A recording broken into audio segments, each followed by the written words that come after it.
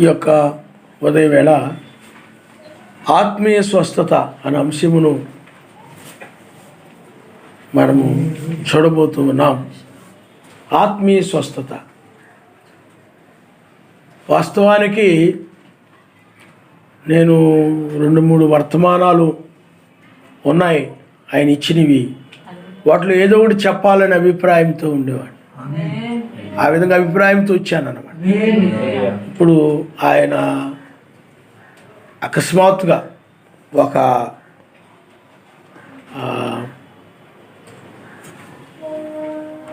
విషయాన్ని ఆయన ఈ అధ్యాయం తెరచుడు ద్వారా ఒక విషయాన్ని ఆయన బయలుపరిచాడు.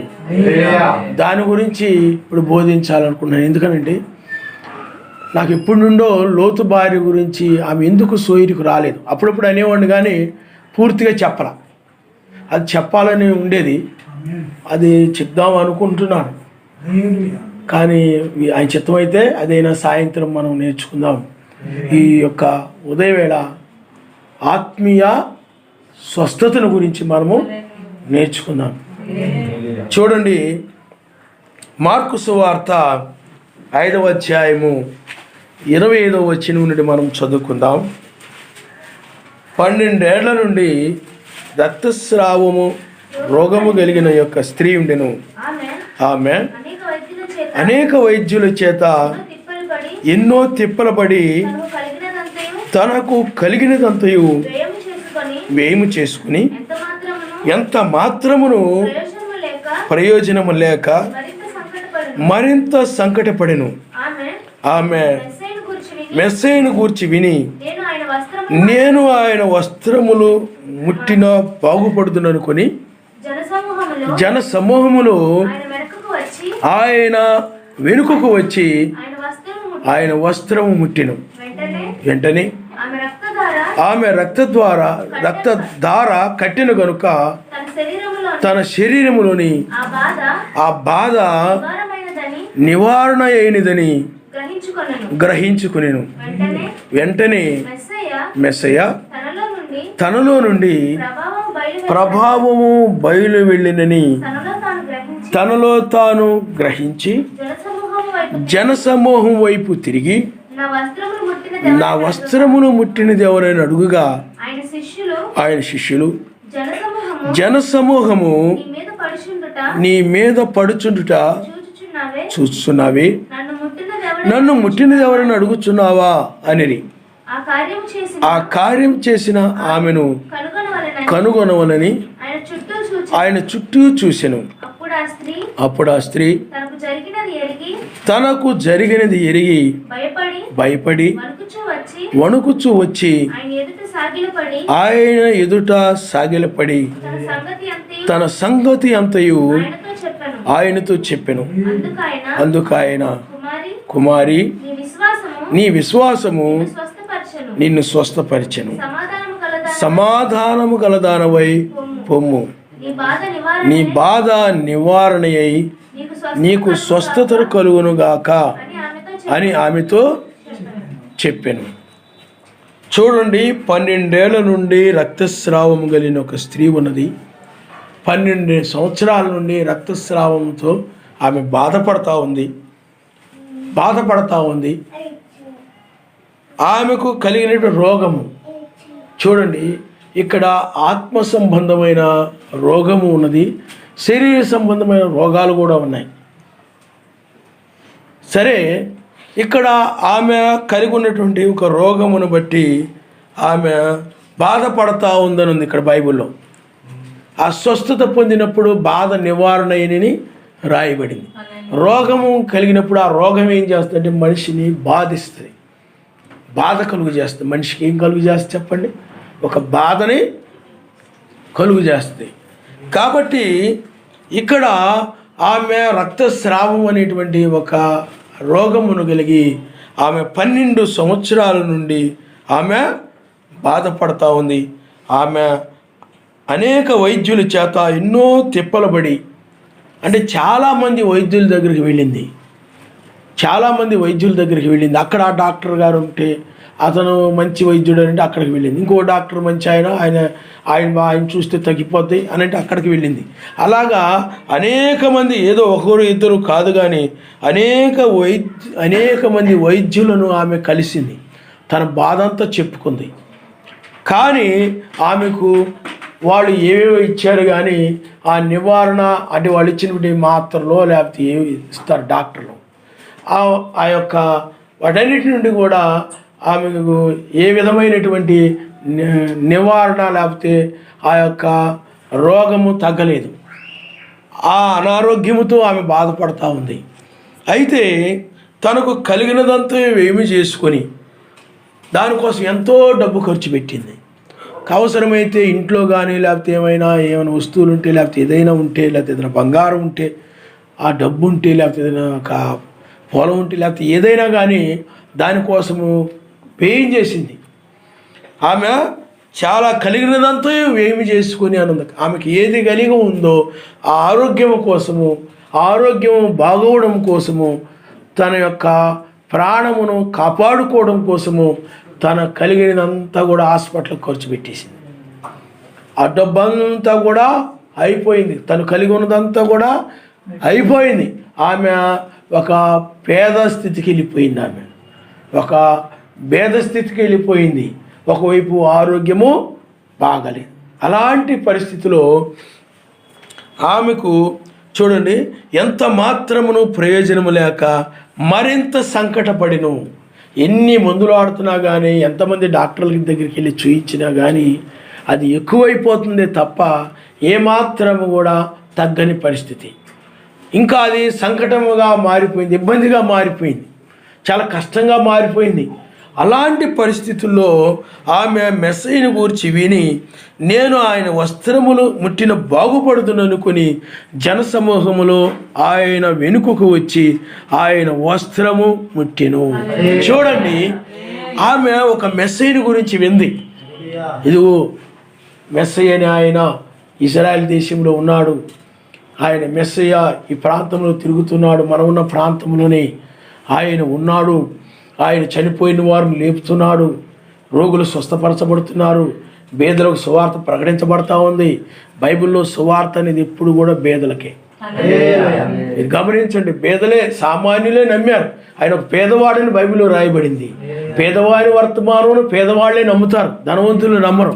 అందువల్ల ధనవంతులు పరలోక రాజ్యానికి ప్రవేశించడని ఆయన బోధించినందువల్ల అనేక మంది ఆయన్ని నమ్మలేదు. అందుకని బేదలకు సువార్త ప్రకటించబడుతున్నది, రోగులు స్వస్థపరచబడుతూ ఉన్నారు అనే మాటలు మన బైబిల్లో మనం చూస్తుంటాం.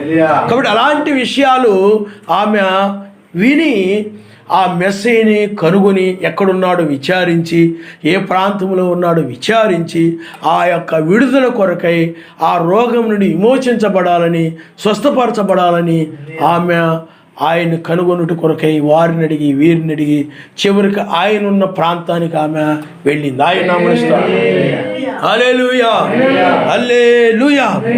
ఆమె మెస్సయ్యను గూర్చి విని, మెస్సయ్యను గురించి చెప్పుకుంటున్నప్పుడు ఆమె విని, నేను ఆయన వస్త్రం ముట్టిన బాగుపడుదుననుకొని, చూడండి, జనసమూహములో ఆయన వెనుకకు వచ్చి ఆయన వస్త్రమును ముట్టెను. చూడండి, ఆమె విశ్వాసముతో వచ్చింది. ఎలా వచ్చింది చెప్పండి? ఏమో ఇంతమంది డాక్టర్ల దగ్గరికి వెళ్ళాను, వాళ్ళ దగ్గరికి వెళ్ళాను, వీళ్ళ దగ్గరికి వెళ్ళాను, ఇది మాత్రం అయిద్దంటారా, ఇది మాత్రం జరుగుద్దంటారా, ఆ డాక్టర్ల వల్ల కానీ మళ్ళీ ఈయన వల్ల అయిద్దంటారా, ఎలాగా ఆమెను అనుమానము, ఆవిడలో ఆ సందేహాలు లేవు.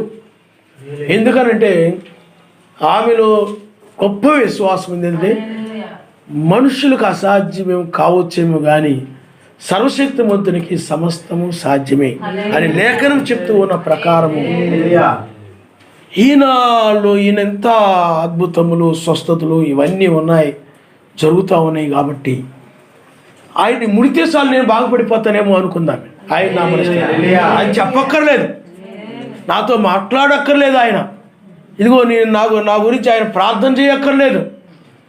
నేను ఆయన్ను ముడితే చాలు నేను బాగుపడతాను, నేను స్వస్థపరచబడతాను అని ఆమె నమ్మింది. అందుకని బాగుపడతాను అనుకొని, చూడండి, ఒక మంచి ఆలోచన, విశ్వాసంతో కూడిన ఆలోచన గొప్ప కార్యాన్ని చేస్తుంది. ఆయన అందుకే భక్తికి ఎప్పుడు కూడా ప్రాముఖ్యం ఏంటంటే విశ్వాసం. విశ్వాసము ద్వారానే తప్ప నమ్మాలి. ఇది నేను చేయగలనని మీరు నమ్ముతున్నారా అన్నప్పుడు మేము నమ్ముతున్నాం అన్నారు. ఆయన దాన్ని చేయగలడు, ఇదాన్ని జరిగించగలడు. మనుషులకు అసాధ్యము కావచ్చు కానీ ఆయనకు సమస్తము సాధ్యమే.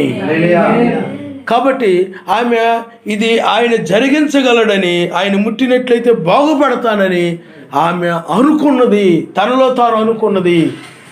అదే గొప్ప విశ్వాసము. బాగుపడుదును, ఆయన ముడితే చాలు. ఆ జన సమూహంలో ఆయన వెనుకకు వచ్చి ఆయన వస్త్రాన్ని ఆమె ముట్టింది. విశ్వాసము ద్వారా ఆమె ఆయన్ని తాకింది. కాబట్టి విశ్వాసం అనేటువంటిది చాలా ప్రాముఖ్యమైనది. చూడండి, ఆమె యొక్క విశ్వాసము ఇశ్రాయేలుకు అందరికంటే కూడా గొప్ప విశ్వాసం కలిగింది. ఇశ్రాయేలు అంటే అబ్రాహాము సంతానం అంటే విశ్వాసము కలిగిన జనులు వాళ్ళు. అబ్రాహాము ఎంత విశ్వాసము కలిగిన వాడో ఆ జనులు కూడా అంత విశ్వాసము కలిగి ఉండాలి. అందుకని ఇశ్రాయేల్లో ఆయన వచ్చినప్పుడు ఆ ఒక్క విశ్వాసాన్ని ఆయన వారిలో కనుగొనలేకపోయాడు. అందుకని ఇజ్రాయెల్లో ఎవరిలో కూడా ఎంత విశ్వాసం లేదు కానీ అని చెప్పిన సందర్భాలు కూడా ఉన్నాయి. కాబట్టి ఆమె విశ్వాసముతో ఆయన దగ్గరకు వచ్చింది. ఇది ఆయన జరిగించగలడు, ఇది ఆయన చేయగలడు, ఆయన నేను తాకితే చాలు నేను బాగుపడతాను, నేను ఆ యొక్క బాధ నుండి నివారణ పొందుతాను, విడుదల పొందుతాను, విమోచించబడతాను అని విశ్వాసముతో ఆమె మెస్సయ్య దగ్గరకు వచ్చింది. మెస్సయ్య దగ్గరికి వచ్చి ఆ వెనుక ఉండి ఆమె ఏం చేసిందనంటే వెనుకకు వచ్చి ఆయన వస్త్రమును ముట్టెను. ఆయన వస్త్రమును మాత్రమే ముట్టింది, ఆయన కూడా ముట్టలేదు. ఆయన వస్త్రాన్నే ముట్టినప్పుడు ఏం జరిగింది? వెంటనే ఆమె రక్తధార కట్టెను గనుక తన శరీరములోని ఆ బాధ నివారణ అయినదని గ్రహించుకుంది. ఆయన్ని ముట్టిన వెంటనే ఆ రక్తధార ఏమైపోయింది చెప్పండి? కట్టింది. ఇంకా ఆమె ఆ బాధ నుండి నివారణ అయ్యానని గ్రహించుకుంది. నిజమే, నాలో ఏదో జరిగింది, మార్పు జరిగింది, నాలో ఏదో మార్పు జరిగింది. ఓహో, ఇప్పుడు ఆ రక్తస్రావం ఆగిపోయింది, ఇప్పుడు నేను ఆ బాధ నుండి నివారణ పొందాను, అంటే నేను ఇప్పుడు స్వస్థపరచబడ్డాను. స్వస్థత అనంటే ఒక బాధ నుండి నివారణ పొందడం. ఆయన స్వస్థత అంటే ఏమిటి చెప్పండి? బాధతో వచ్చింది ఆమె ఆయన యుద్ధకి, బాధతో వచ్చింది, ఆ రక్తస్రావముతో వచ్చింది ఆమె. ఆ బాధతో ఆయన దగ్గరకు వచ్చి ఆయన వస్త్రము చెంగును ముట్టినప్పుడు ఆమె ఆ బాధ నుండి నివారణ పొందింది. ఆయన హల్లెలూయా, హల్లెలూయా. కాబట్టి అక్కడ ఒక స్వస్థత జరిగింది.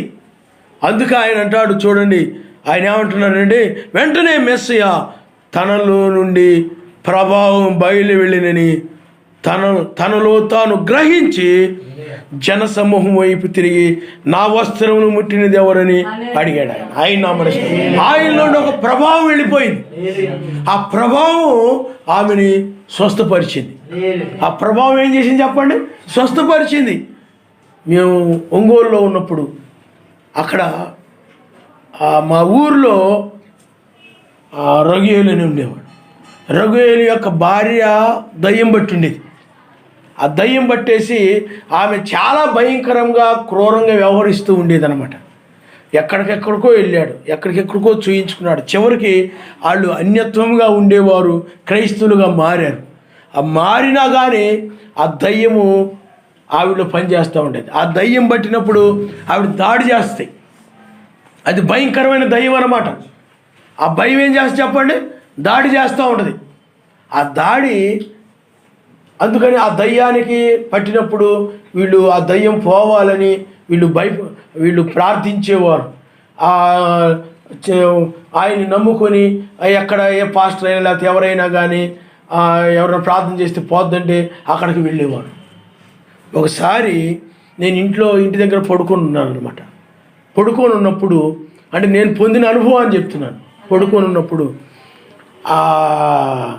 వాళ్ళ తమ్ముడు వచ్చాడు, అంటే రొగియేలు భార్య యొక్క తమ్ముడు వచ్చి మామ అంట వచ్చాడు. అంటే మేము అలా పిలుచుకొని ఉంటారు అన్నమాట అక్కడ పల్లెటూరులో. అంటే ఏంటిరా అంటే ఇలాగ మా అక్కకి దయ్యం పట్టింది, ప్రార్థన చేయాలి రమ్మన్నాడు. సరే నేను చెప్పి ప్రార్థన చేయడానికి వెళ్ళాను అనమాట. వెళ్ళేటప్పటికి అప్పుడు మెస్సయ్య గురించి చెప్తుంది. మెస్సయ్య ఇలాగా అలాగని మెస్సయ్యని గురించి, ఆ మరియమ్మ ఇలాగని, యోసేపు ఇలాగని, లేకపోతే ఏ విషయాలు చెప్తా ఉంది. ఇంకా చెప్పి నవ్వడం, రకరకాలుగా అటు ఇటు ఊగిపోవడం, ఇలాగా అదొక అంటే పిచ్చిదానిలాగా వ్యవహరిస్తూ ఉందన్నమాట. సరే 2 చేతులు పట్టుకోరా అంటే పట్టుకున్నాడు, ఊపుతూ ఉందన్నమాట. సరే అని చెప్పి ఆ తల మీద చెయ్యేసి ప్రార్థించినప్పుడు, ఆ ప్రార్థిస్తూ ఉన్నప్పుడు నాలో నుండి ఏదో ఒక ప్రభావం వెళ్ళిపోయినట్టు అనిపించింది. ఎప్పుడైతే అలా అనిపించిందో అప్పటి వరకు ఊగుతున్న మనిషి ఒకసారి కుప్పకూలిపోయింది, ఒకసారి కూలిపోయింది. ఆ తర్వాత నుండి దయ్యము రాలేదు. ఇప్పుడు ఎందుకు చెప్తున్నానంటే ఆ ప్రభావము ఆయనలో ఉంది. ఆ ప్రభావము మెస్సీ యొక్క ప్రభావం, ఆ పరిశుద్ధాత్మను కలిగి ఉన్నావు కాబట్టి ఆయన ప్రభావం నీలో కూడా ఉంటుంది. ఆయన నమస్కారం. హల్లెలూయా, హల్లెలూయా. కాబట్టి ఆమె వచ్చినప్పుడు ఆమె ప్రియులారా, ఆయన ఇది జరిగించగలడు, ఇది చేయగలడు. ఎందుకనంటే ఆయన ఒక అభిషేకము కలిగిన వాడు, ఈయన పైనుండి వచ్చినవాడు, ఈయన పరసంబంధి. ఆ విధంగా ఆయన స్వస్థపరచగలడు. అంటే ఆమె వినిన మాటలను బట్టి ఆ విధంగా నమ్మింది, ఆమె గ్రహించుకుంది. అందువల్ల ఈయన కనుక నేను వస్త్రపు చెంగును ముట్టితే చాలు నాకు విడుదల కలుగుతుంది, స్వస్థపరచబడతాను అని నమ్మి ఆ యొక్క స్వస్థత పొందింది. ఎందుకనంటే ఆయనలో ఒక ప్రభావం వెళ్ళింది. ఆ ప్రభావం ఏం చేసిందనంటే ఆమెని స్వస్థపరిచింది. ఆయన నామమున హల్లెలూయా, హల్లెలూయా. అప్పుడు ఆమె ఒక బాధ నుండి నివారణ పొందింది. ఆ జనసమూహము నీ మీద పడుచున్నారు, ఆ పడుచుండట నీవు చూస్తున్నావి, నన్ను ముట్టినది ఎవరైనా అడుగుచున్నా. వీళ్ళు అనుకున్నారు నన్ను ముట్టింది ఎవరు, నాలో నుండి ఒక ప్రభావం వెళ్ళిపోయింది, నాలో నుండి ప్రభావం బయలు వెళ్ళింది, నన్ను ముట్టింది ఎవరు అనగా వస్త్రపు చెంగుని ముట్టింది ఎవరు అని ఆయన అడుగుతున్నప్పుడు వాళ్ళు ఏమనుకున్నారంటే, సహజంగా మనుషులు ఆయన బోధిస్తున్నప్పుడు, ఆయన కార్యాలు చేస్తున్నప్పుడు అటు ఇటు తోసేసుకుంటూ ఉంటారు, అప్పుడు ఆయన తగులుతూ ఉంటారు. అలాగే జనము అక్కడ నుండి జనసమూహం నీ మీద పడుచుంటే నువ్వు చూస్తున్నావే, నన్ను ముట్టిండిదని ఎవరైనా నువ్వు అడుగుతున్నావేంటి? ఆ కార్యము చేసిన ఆమెను కనుగొనవలని ఆయన చుట్టూ చూసిన ఆ కార్యం, ఆ పని చేసింది ఆమె విశ్వాసముతో చేసింది. నేను ముట్టితే బాగుపడుదనని ఒక కార్యము ఆమె ముట్టి, ఆ వస్త్రపు చెంగును ముట్టి ఒక కార్యము చేసింది. విశ్వాసము ద్వారా విశ్వాసము కనబడుతుంది ఆమెలో. ఆమెను ముడితే చాలు నేను బాగుపడతాను.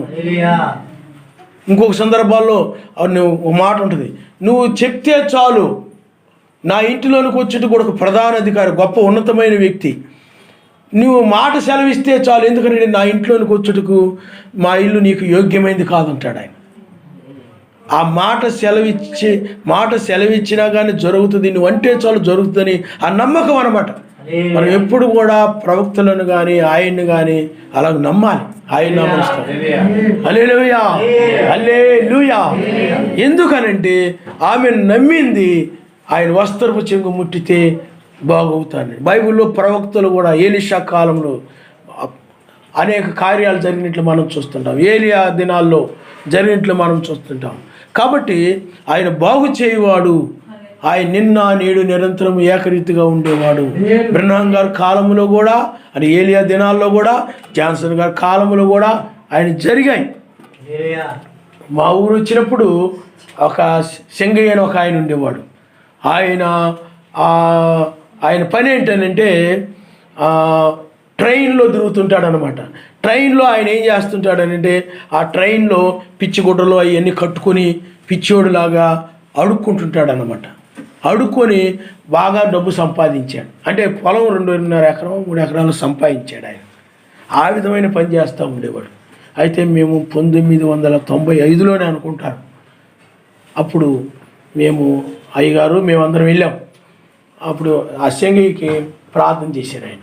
ప్రార్థన చేసినప్పుడు పడిపోయిన తర్వాత నోట్లో నురుగు రావడం ఆరంభించింది. ఆయన ఎవరు మీరు తాకొద్దని చెప్పారు. ఎందుకనంటే ఆయనకు సేవకుల్లో ఏముంటుంది చెప్పండి, ఆయన యొక్క ప్రభావం ఉంటుంది అన్నమాట. ఆ ప్రార్థించినప్పుడు ఏం జరిగింది, ఆ రోగం నుండి విడుదల పొందాడు.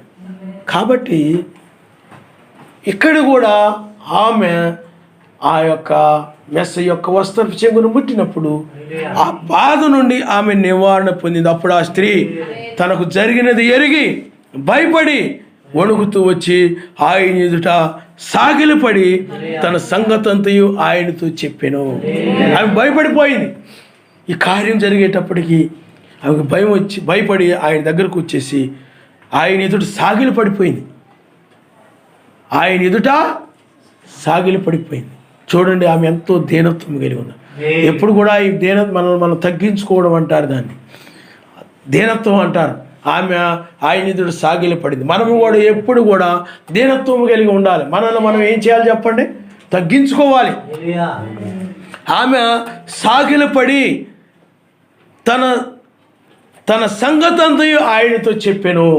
సాగిలపడి లేచి, అయా నేను చాలామంది డాక్టర్ల దగ్గరికి వెళ్ళాను, డబ్బంతా ఖర్చు పెట్టేశాను, డబ్బంతా వేయపరుచుకున్నాను. ఇప్పుడు నీ వస్త్రపు చెంగును ముట్టితే నేను బాగుపడతాను అనుకుని నేను నీ యొక్క వస్త్రపు చెంగును ముట్టాను. ఇప్పుడు నా బాధ నివారణ అయిపోయిందని ఆమె చెప్పింది. చూడండి, అందుకు ఆయన, కుమారి నీ విశ్వాసము నిన్ను స్వస్థపరిచాను. ఆయన నేను నిన్ను స్వస్థపరిచాను అని అన్న ఆయన. నువ్వు చాలా మంచి పని చేసావు, వస్త్రం ముట్టుకున్నావు, అలాగ చెప్పలే ఆయన. కుమారి నీ విశ్వాసమే నిన్ను స్వస్థపరిచి, నీ విశ్వాసమే, నీ నమ్మకమే ఆ కార్యం చేసింది.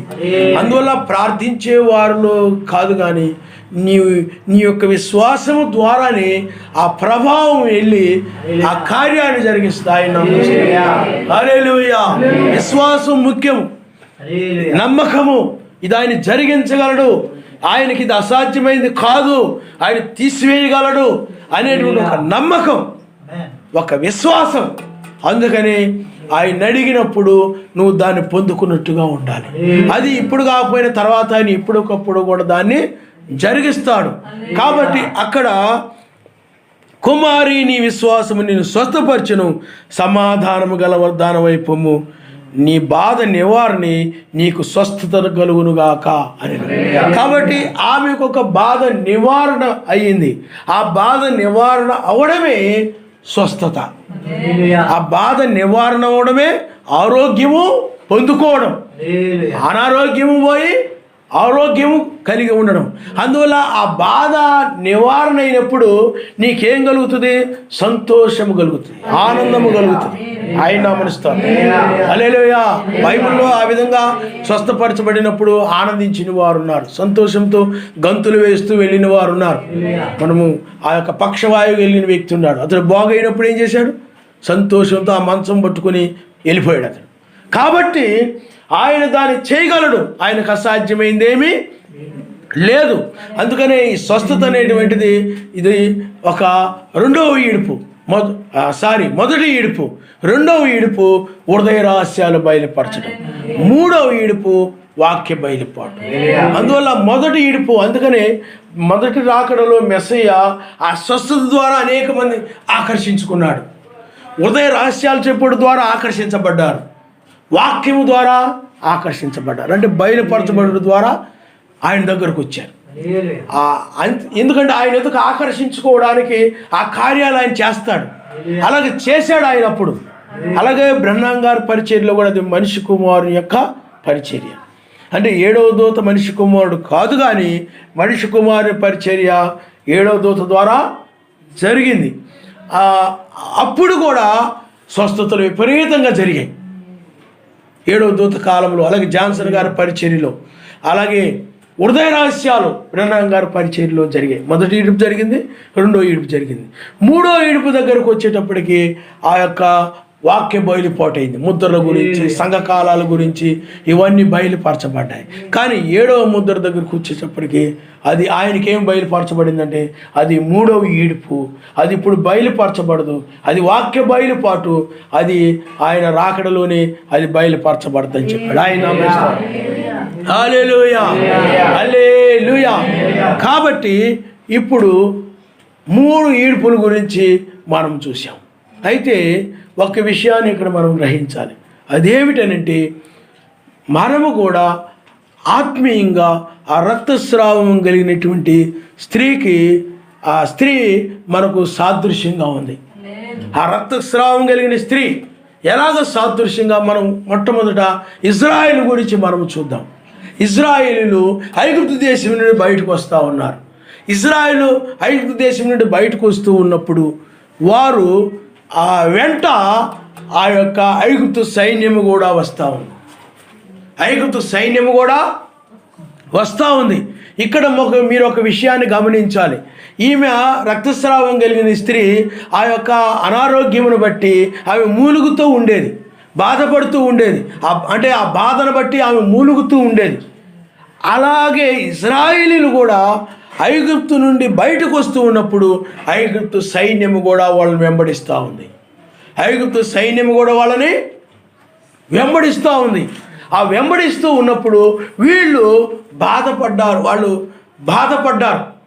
ఐగుప్తు సైన్యమును బట్టి బాధపడ్డారు. అయ్యో, ఐగుప్తు సైన్యం వచ్చేస్తుంది, మన ప్రాణాలు తీసేస్తారేమో, మనల్ని చంపేస్తారేమో, మనం ఇక్కడ సమాధులైపోతామోనని వాళ్ళు చాలా బాధపడ్డారు. వాళ్ళు ఎందుకు ఐగుప్తు నుండి వచ్చామా అని బాధపడ్డారు. ఎందుకు మనం ఐగుప్తు నుండి వెలుపలికి వచ్చామా అని బాధపడ్డారు. చూడండి, అక్కడ వారు ఒక రక్తస్రావము కలిగిన స్త్రీ వలె ఉన్నారు. రక్తస్రావం కలిగిన ఒక స్త్రీ వలె ఉన్నారు. ఆ యొక్క ఐగుప్తు సైన్యం అనేటువంటిది ఒక రోగం వలె ఉంది. వీరికి ఒక రోగం వలె ఉన్నది. ఇజ్రాయేల్కి ఒక రోగం వలె ఐగుప్తు సైన్యం ఉన్నది. ఐగుప్తు సైన్యము ఒక రక్తస్రావం వలె ఇజ్రాయేలుకు ఉన్నారు. అందువలన వారు బాధపడుతూ వస్తున్నారు. ఐగుప్తు దేశం నుండి వారు ఆ యొక్క ఐగుప్తు సైన్యమును చూసి ఆ సైన్యమును బట్టి బాధపడుతూ వస్తూ ఉన్నారు. వారు మూలుగుతూ వస్తూ ఉన్నారు. ఆ యొక్క ఎందుకనంటే అది ఒక వ్యక్తికి ఒక రోగము ఎలాగైతే బాధనిస్తూ ఉంటుందో అలాగే ఇజ్రాయేల్కి ఐగుప్తు సైన్యము ఒక బాధ కలుగు చేసేదిగా ఉందన్నమాట. అదొక బాధగా ఉంది వాళ్ళకి. వాళ్ళు వెంట రావడము అది ఒక బాధను కలుగు చేస్తూ ఉంది. కాబట్టి ఐగుప్తు సైన్యము ప్రియులారా ఇజ్రాయేలీలకు ఒక బాధను కలుగు చేయు రోగం వలె ఉంది. కాబట్టి చూడండి, ఇజ్రాయేలీలు అక్కడ మూలుగుతూ వాళ్ళు వస్తూ ఉన్నారు. ఆయన నామమున స్తోత్రం. హల్లెలూయా, హల్లెలూయా. అప్పుడు వాళ్ళు మొరపెట్టారు. అప్పుడు మోషే ఏం చెప్పాడనంటే, ఇజ్రాయేలులారా మీరు భయపడకండి, ఇప్పుడు చూస్తున్నటువంటి ఐగుప్తీయులని మరెన్నడూ మీరు చూడరు. ఇప్పుడు చూస్తున్నటువంటి రక్తస్రావమును మరి ఎన్నడూ మీరు చూడరు. ఇప్పుడు మీరు కలుగుతున్న బాధని, ఆ బాధ పెట్టే మనుషులని మరి ఎన్నడూ మీరు చూడరు.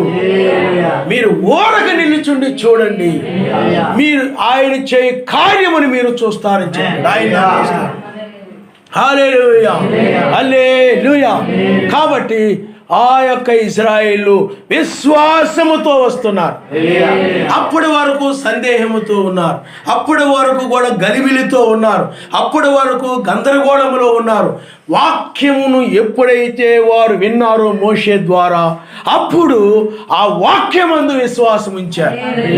విశ్వాసము ద్వారానే ఆయన ఏదైనా కార్యాన్ని ఆయన జరిగిస్తాడు.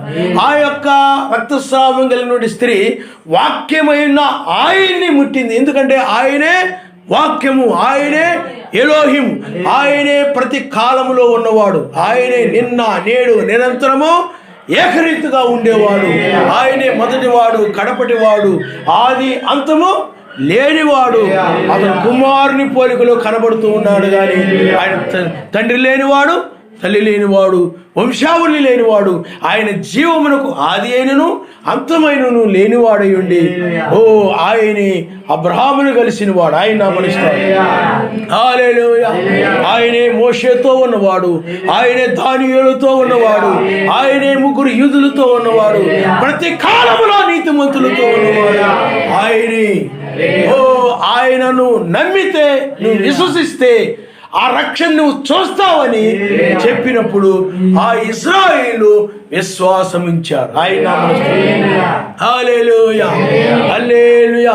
ఆమె ఎలాగైతే మెస్సయ్యనందు విశ్వాసం ఉంచిందో, ఆయన ముడితే చాలు బాగుపడతానని ఆమె ఎలాగైతే విశ్వాసం ఉంచిందో, ఇశ్రాయేలును కూడా ఆ మోషే చెప్పినటువంటి వాక్యం మీద వాళ్ళు నమ్మకం ఉంచారు.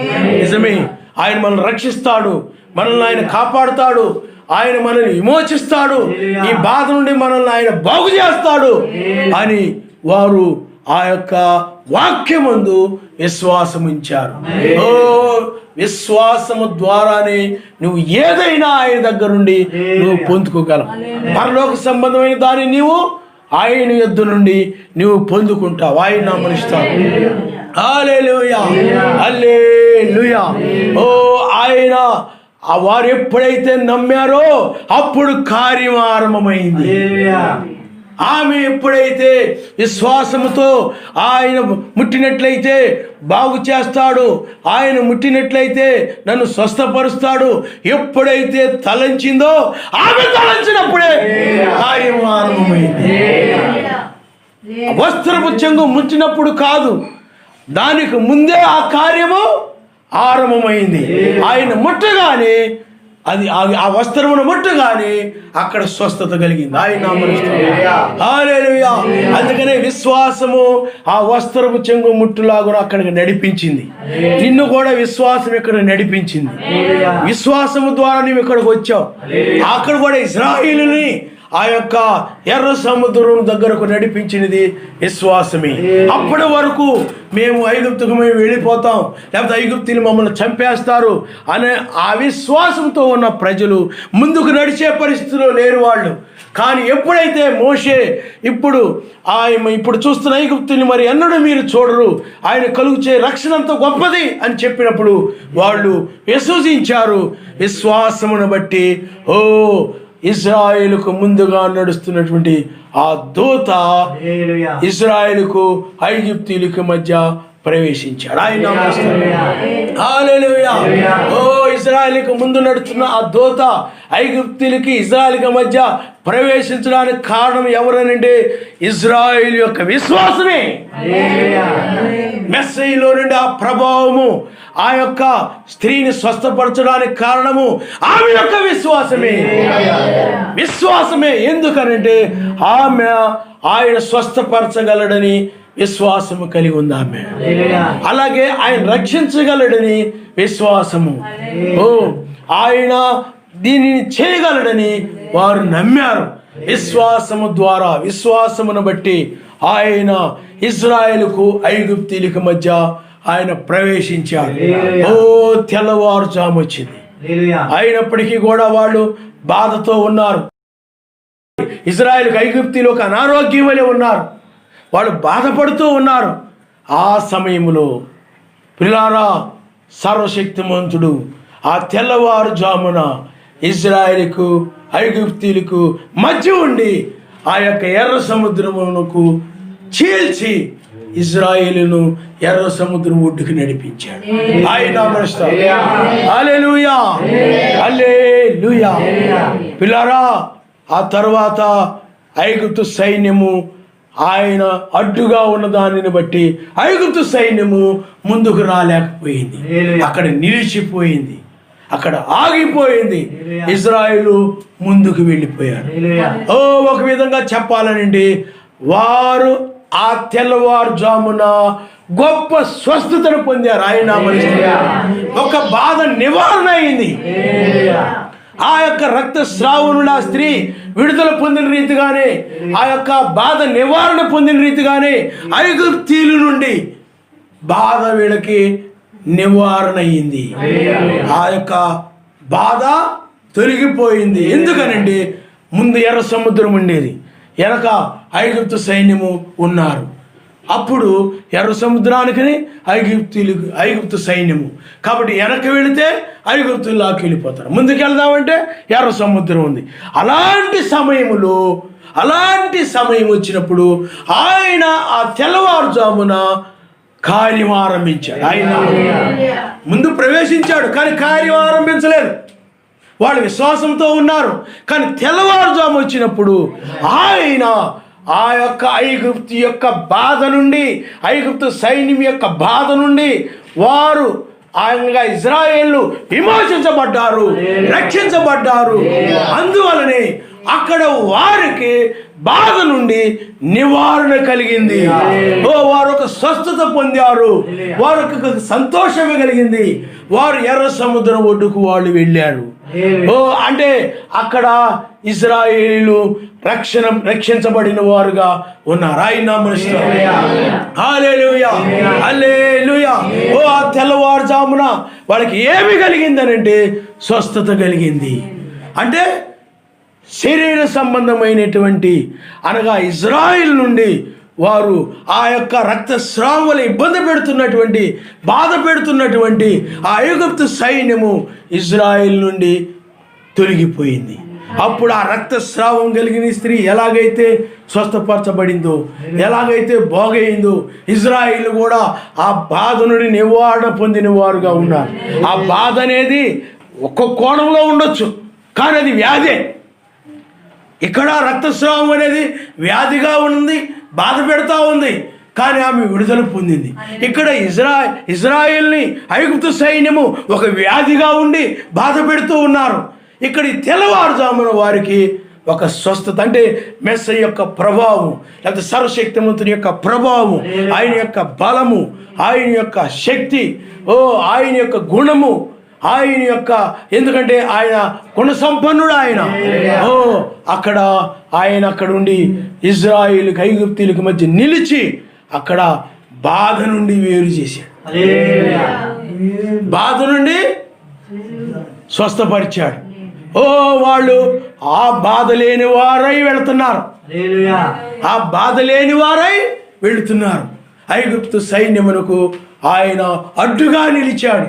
అందుకని ఆ గొప్ప కార్యాన్ని చూసి, ఆయన అడ్డుగా నిలవడం చూసి వీళ్ళు సంతోషముతో ఎర్ర సముద్రం ఒడ్డుకు వెళ్ళిపోయారు. ఆ తర్వాత ఆ యొక్క ఐగుప్తు సైన్యము కూడా వెంబడిస్తూ ఆ యొక్క ఎర్ర సముద్రం మధ్యలోకి వచ్చింది. వాళ్ళు ఎందుకు వచ్చారంటే నాశనం అవడానికి వచ్చారు. మీకు అర్థమవుతుందండి? ఆయన అడ్డగించినా కానీ ఆగలేదు వాళ్ళు. సరే, ఇంకా వాళ్ళని నాశనం చేయ నిర్ణయించుకున్నాడు కనుక ఆయన అడ్డు తొలగగానే ఇజ్రాయిల్ ఆ యొక్క ఎర్ర సముద్రం మధ్యలోకి వచ్చాడు.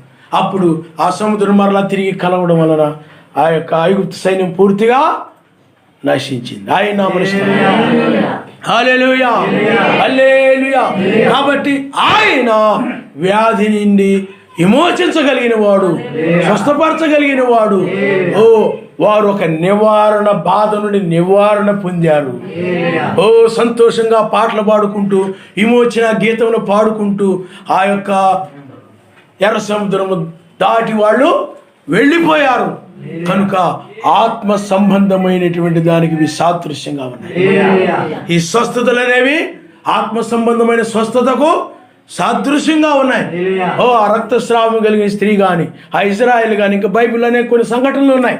అయితే వాటిని వివరించినట్లయితే సమయం చాలదు. కానీ ఇక్కడ ఇజ్రాయిల్ ఆ తెల్లవారుజామున ఆ బాధ నుండి నివారణ పొందారు. ఆయన హల్లెలూయా. అలాగే మనము కూడా ఆయన యొక్క ప్రజలమైనటువంటి మనము కూడా, లేకపోతే ఆయన వధువు కూడా ఆత్మ సంబంధమైనటువంటి ఒక బాధ కలిగి ఉంది, ఆత్మ సంబంధమైనటువంటి ఒక వ్యాధిని కలిగి ఉంది. ఆత్మ సంబంధమైనటువంటి ఆ యొక్క అది ఏమిటంటే ఆత్మ సంబంధంగా ఈ శరీరమే. అనేక బాధలకు కారణం ఏమిటి? శరీరమే. అనేక మంది బాధపడుతున్నారంటే శరీరమే. శరీర సంబంధమైన వాటి కోసమే ఈ లోకాశలు, ధనాపేక్షలు ఇవన్నీ కూడా దేనికి? ఈ శరీరం కోసమే. ఈ శరీరం కోసమే అనేక మంది బాధపడుతూ ఉన్నారు. ప్రియులారా, లోకము కూడా వాటి గురించి బాధపడతా ఉంది, అయితే వాటికి స్వస్థత లేదు. కానీ నీవు కూడా ఇక్కడ ఒక బాధను కలిగి ఉన్నావు ఈ శరీరాన్ని బట్టి. ఎందుకంటే ఈ శరీరము అది లోక సంబంధమైనది, అది మరణం అని బైబిల్ చెప్తా ఉంది. ఇది నశించేటువంటి శరీరము, ఇది తాత్కాలికమైనటువంటి గుడారం, ఇది శిథిలమైపోయేటటువంటిదని బైబిల్ చెప్తుంది. ఆయన నామమున హల్లెలూయా. అందుకనే రోమీయులకు రాసిన పత్రిక 8వ అధ్యాయంలో ఈ దేహం యొక్క విమోచన కొరకై మనం మూలుగుతున్నామని ఉంది. ఈ శరీరము, ఆ రక్తస్రావం కలిగిన ఒక స్త్రీకి ఆ రక్తస్రావం అనే రోగము ఎలాంటిదో ఈ శరీరము కూడా అలాంటిదే. ఇశ్రాయేలీయులకు ఆ ఐగుప్తు సైన్యము ఎలాగైతే బాధ కలుగు చేయవారుగా ఉన్నారు, వాళ్ళు ఒక శరీరముగా ఉన్నారు, ఇప్పుడు కూడా ఈ శరీరము కూడా ఏం చేస్తుంటుందంటే నిన్ను బాధిస్తూ ఉంటుంది అన్నమాట. ఏ విధంగా బాధిస్తూ, అందుకని నువ్వు బాధపడుతూ ఉంటావు ఈ శరీరాన్ని బట్టి. ఈ శరీరం ఏం చేస్తుంటే ఎప్పుడు కూడా, అందుకని శరీరము, శరీరానుసారమైన మనస్సు, ఇవి ఏం చేస్తుంటే అంటే ఎప్పుడు కూడా నిన్ను ఈ లోక సంబంధమైన వాటిని నీ హృదయంలో తీసుకొస్తూ ఉంటాయి. ఐక్య విచారాలు నీ హృదయంలో తీసుకొస్తూ ఉంటాయి, ధనాపేక్షలు నీ హృదయంలో తీసుకొస్తూ ఉంటాయి, లేకపోతే అసూయని నీ హృదయంలో తీసుకొస్తూ ఉంటాయి, ద్వేషమును నీ హృదయంలో తీసుకొస్తాయి. ఇవన్నీ శరీర సంబంధమైన వాటిని బట్టి, ఈ శరీరం బట్టి కలిగేవే. ఇవన్నీ కూడా ఏం చేస్తుంటే నీ హృదయంలోనికి వచ్చి నిన్ను బాధ పెడతా ఉంటాయి. నువ్వేం చేస్తుంటావు, నాయనా ఈ అసూయ నుండి నన్ను విమోచించు నాయనా ఈ ఇతరులను ద్వేషించే స్వభావం నుండి నన్ను విమోచించు నాయనా, ఐక్య విచారం నాలో తీసివేయి నాయనా, ఆ ధనాపేక్ష నాలో తీసివేయి నాయనా, లేకపోతే కొండెముల స్వభావం నాలో తీసివేయి నాయనా. అవేం చేస్తుంటే నీలోకి వచ్చే ఐగుప్తు సైన్యం వల్లే వస్తుంటాయి. అప్పుడు వాళ్ళు మనుషులు, ఇప్పుడేమో ఆశల రూపంలో వస్తూ ఉంటాయి, ఆలోచనల రూపంలో వస్తూ ఉంటాయి. అలాగా ఈ లోక సంబంధం అందము, లోక సంబంధం జ్ఞానము, లోక సంబంధం ఇవన్నీ కూడా నిన్ను వెంబడించేస్తూ ఉంటాయి. ఐగుప్తు సైన్యం వెంబడించినట్లుగా నీ హృదయంలోకి వస్తూ ఉంటాయి. నువ్వేం చేస్తుంటావు అంటే వీటన్నిటిని బట్టి బాధపడుతూ అయ్యా నన్ను విమోచించిన ఆయన, ఈ శరీరాన్ని విమోచించిన ఆయన, ఈ యొక్క పాపపు సంబంధమైన ఈ ఆలోచనలు విమోచించిన ఆయన, లోకాశలను నన్ను విమోచించిన ఆయన, ఈ ఆపేక్షలను నన్ను విమోచించిన ఆయన అని నువ్వు మొరపెడుతున్నావు. ఆయన రక్తం క్రిందుండి, ఆయన నామము ధరించుకొని పరిశుద్ధాత్మ కలిగి నువ్వు ఆ విధంగా మొరపెడుతూ ఉన్నావు, మూలుగుతూ ఉన్నావు. అదే రోమీయులకు రాసిన పత్రికలో వ్రాయబడి ఉంది. ఆయన నామమున హల్లెలూయా. ఓ రక్తస్రావం కలిగిన స్త్రీ వలె ఆమె రక్తస్రావం వల్ల బాధపడతా ఉంది. అలాగే ఇశ్రాయేలు ఐగుప్తు సైన్యం వల్ల బాధపడుతూ ఉన్నారు. నీవైతే ఈ శరీరం బట్టి బాధపడుతూ ఉన్నావు. ఈ శరీరమే ఇది నిష్ప్రయోజనమైన శరీరము. ఈ శరీరమే లోక సంబంధమైన వాటికి సంబంధించినది. ఈ శరీరము కోసమే మనుషులు ఈ లోకములో బాధపడి లేకపోతే వాటి కోసం ప్రయాసపడుతూ ఉంటారు. కాబట్టి ఈ శరీరము ఏం చేస్తుందంటే, శరీరము ఆత్మకి విరోధము కనుక ఒకదానికోటి విరోధముగా ఉన్నదని బైబిల్ చెప్తా ఉంది. ఆత్మానుసారులు ఆత్మ సంబంధ విషయాల మీద మనసు ఉంచుతారు, శరీరానుసారులు శరీర సంబంధ విషయాల మీద మనసు ఉంచుతారు. అవి ఒకదానికోటి విరోధముగా ఉన్నాయని బైబిల్ చెప్తా ఉంది. అందుకే ఆ యొక్క రక్తస్రావం అనేది ఆమెకి విరోధముగా ఉంది, బాధించే శత్రువుగా ఉంది ఆమెకి. అలాగే ఐగుప్తు సైన్యము ఇశ్రాయేలుకు బాధించేటువంటి ఒక శత్రువులుగా ఉన్నారు, బాధ పెట్టేటువంటి శత్రువులుగా ఉన్నారు. ఈనాడు కూడా ఈ శరీరము నీ యొక్క శత్రువు. ఇదే లోకంలో లాక్కొని వెళ్ళేది, లోకాశల్లో ఆయన వాక్యానికి విరోధంగా లాక్కెళ్ళేది ఈ శరీరమే. ఈ శరీరము లోకానికి సంబంధించింది. ఈ శరీరము అపవాది, వాడు ఈ శరీరము ద్వారా అపవాది పనిచేస్తూ ఉంటాడు, వాడు లాక్కోవాలని చూస్తూ ఉంటాడు. ఐగుప్తు సైన్యం ఎలాగైతే ఇశ్రాయేలును ఐగుప్తులోనికి లాక్కొని వెళ్ళాలని ప్రయత్నం చేశారు, అలాగే ఈ శరీరము కూడా ఏం చేస్తూ ఉంటుందంటే లోక సంబంధమైన వాటిలో లాగుతూ ఉంటుంది అనమాట. నేను లోక సంబంధమైనటువంటి ఎందుకంటే ఆ పాపానికి బానిసలుగా చేసుకోవడానికి, అనగా వాళ్ళ యొక్క కార్యాలు అంటే ఐగుప్తు పనులకి ఇశ్రాయేలు బానిసలుగా చేసుకోవడానికి ఐగుప్తు సైన్యం ఎలాగైతే వారిని లాక్కొని వెళ్ళడానికి ప్రయత్నం చేస్తూ ఉందో, అలాగే ఈ శరీరం కూడా ఏం చేస్తూ ఉంటుందంటే ఈ యొక్క లోకములోనికి నిన్ను లాగుతూ ఉంటుందంట. శరీరానుసారమైన మనసు, అది మరణము, లోకములోనికి లాగుతూ ఉంటుంది. ఇది ఉంటే బాగుంటుంది, అది ఉంటే బాగుంటుంది, అవి ఉంటే బాగుంటుంది, ఇవి ఉంటే బాగుంటుంది, ఇవన్నీ ఉంటే నీళ్ళు ఇలా ఉంటుంది, ఇవన్నీ ఉంటే నువ్వు అలా ఉంటావు, ఇవన్నీ ఉంటే నువ్వు ఇలా ఉంటావు, లోకంలో గొప్పగా ఉంటావు, ఉన్నతంగా. ఆ విధంగా లోక సంబంధమైనటువంటి వాటి చేత ఈ శరీరాన్ని బట్టి ఆ యొక్క లోక సంబంధమైనది నీ హృదయంలో వస్తూ ఉంటుంది. ఐగుప్తు సైన్యమని అది, అందుకనే అది వెలుపల జరిగింది, ఇది లోపల జరిగేది. అది వెలుపల జరిగిన యుద్ధము, ఇది లోపల జరిగేది. ఇజ్రాయెల్ కాలంలో ఎక్కడ జరిగింది చెప్పండి? అది వెలుపల జరిగింది, ఇది లోపల జరిగేది. అంటే లోపల అంటే హృదయంలో. ఈ హృదయంలో ఈ యొక్క ఆశలు అనేవి ఏం చేస్తున్నానంటే ఈ నీలోనికి వచ్చేస్తుంటాయి. నువ్వేం చేస్తుంటావు అంటే మూలుగుతూ ఉంటావు, నాయనా ఈ పాపము నన్ను ఎంతో బాధ పెడుతుంది, లేకపోతే ఈ యొక్క లోకాశలు నన్ను ఎంతో బాధ పెడుతున్నాయి, ఈ అసూయ నేను అసూయ లేకుండా ఉండాలనుకుంటున్నాను, కానీ ఈ యొక్క ఈర్ష్య లేకుండా, లేకపోతే ఇలాంటి చెడ్డ ఆలోచన లేకుండా నేను ఉండాలనుకుంటున్నాను, ఉండలేకపోతున్నాను అయ్యా, నేను ఈ యొక్క లోక ఆలోచనలు నా హృదయంలోకి వచ్చి ప్రార్థించలేకపోతున్నాను అని నీవు వీటి గురించి బాధపడుతూ ఉంటావు. ఈ శరీర సంబంధమైన వాటిని బట్టి విమోచన కొరకై వీటి నుండి నన్ను విమోచించిన ఆయన, వీటి నుండి నన్ను విడుదల దయచేయను ఆయన. ఎందుకనంటే నీతిమంతులకి ఇవి బాధ కలుగు చేస్తూ ఉంటాయి. అసూయ అనేది కూడా నేను చేస్తే అప్పుడు అది నీతిమంతుల్లో ఉండకూడదు. అదేం చేస్తుంటుందంటే నీకు కలుగు చేసి నేను బాధిస్తూ ఉంటుంది. ధనాపేక్ష అనేది నువ్వు కలిగి ఉండకూడదు, కానీ దాన్ని బట్టి నువ్వే అదేం చేస్తుంటే నీ హృదయంలోనికి అది వచ్చేసి నిన్ను బాధ పెడతా ఉంటుంది, నువ్వు విమోచించమంటావు. కానీ లోకంలో మనుషులు వాటి గురించి బాధపడినా వాటిని మరలా పొందుకొని కొంతమంది సంతోషిస్తుంటారు, వాటిలో బాధపడి అలా నశించే వాళ్ళు ఉంటారు. నీవు అలా నశించు, నీవు ఆత్మ సంబంధమైన వ్యక్తివి. అందుకనే ఇజ్రాయేలు ఐగుప్తు నుండి బయటకు వస్తూ ఉన్నారు, కానీ సాయంకాలం కానీ అర్ధరాత్రి కానీ కోడి కూసే వేళ కానీ వారు తెంచబడలేదు ఐగుప్తుల నుండి, కానీ తెల్లవారుజామున మాత్రమే ఆమెను ఆ యొక్క రక్తస్రావం కలిగిన స్త్రీని ఆ మెస్సయ్య యొద్దకు వచ్చినప్పుడు ఆమె రక్తస్రావం నుండి తెంచబడింది, ఆ బాధ నుండి తెంచబడింది. ఇప్పుడు కూడా మనము ఆ యొక్క మూలుగుతూ ఆ రోగముతో, ఈ లోక సంబంధమైనవే రోగమై ఉన్నాయి కాబట్టి, ఈ లోక సంబంధమైన ఆశలే రోగమై ఉన్నాయి కాబట్టి, ధనాపేక్షలే రోగమై ఉన్నాయి కాబట్టి, అసూయే రోగమై ఉన్నది కాబట్టి, ద్వేషమే రోగమై ఉన్నది కాబట్టి, గర్వమే రోగమై ఉన్నది కాబట్టి, అలాగే కొండెములే రోగమై ఉన్నాయి కాబట్టి, ఇలాగా లోక సంబంధమైన వాటిని ప్రేమించడం, లోక ఐక్య విచారాలు, ధనాపేక్షలు ఇవన్నీ కూడా రోగమై ఉన్నాయి.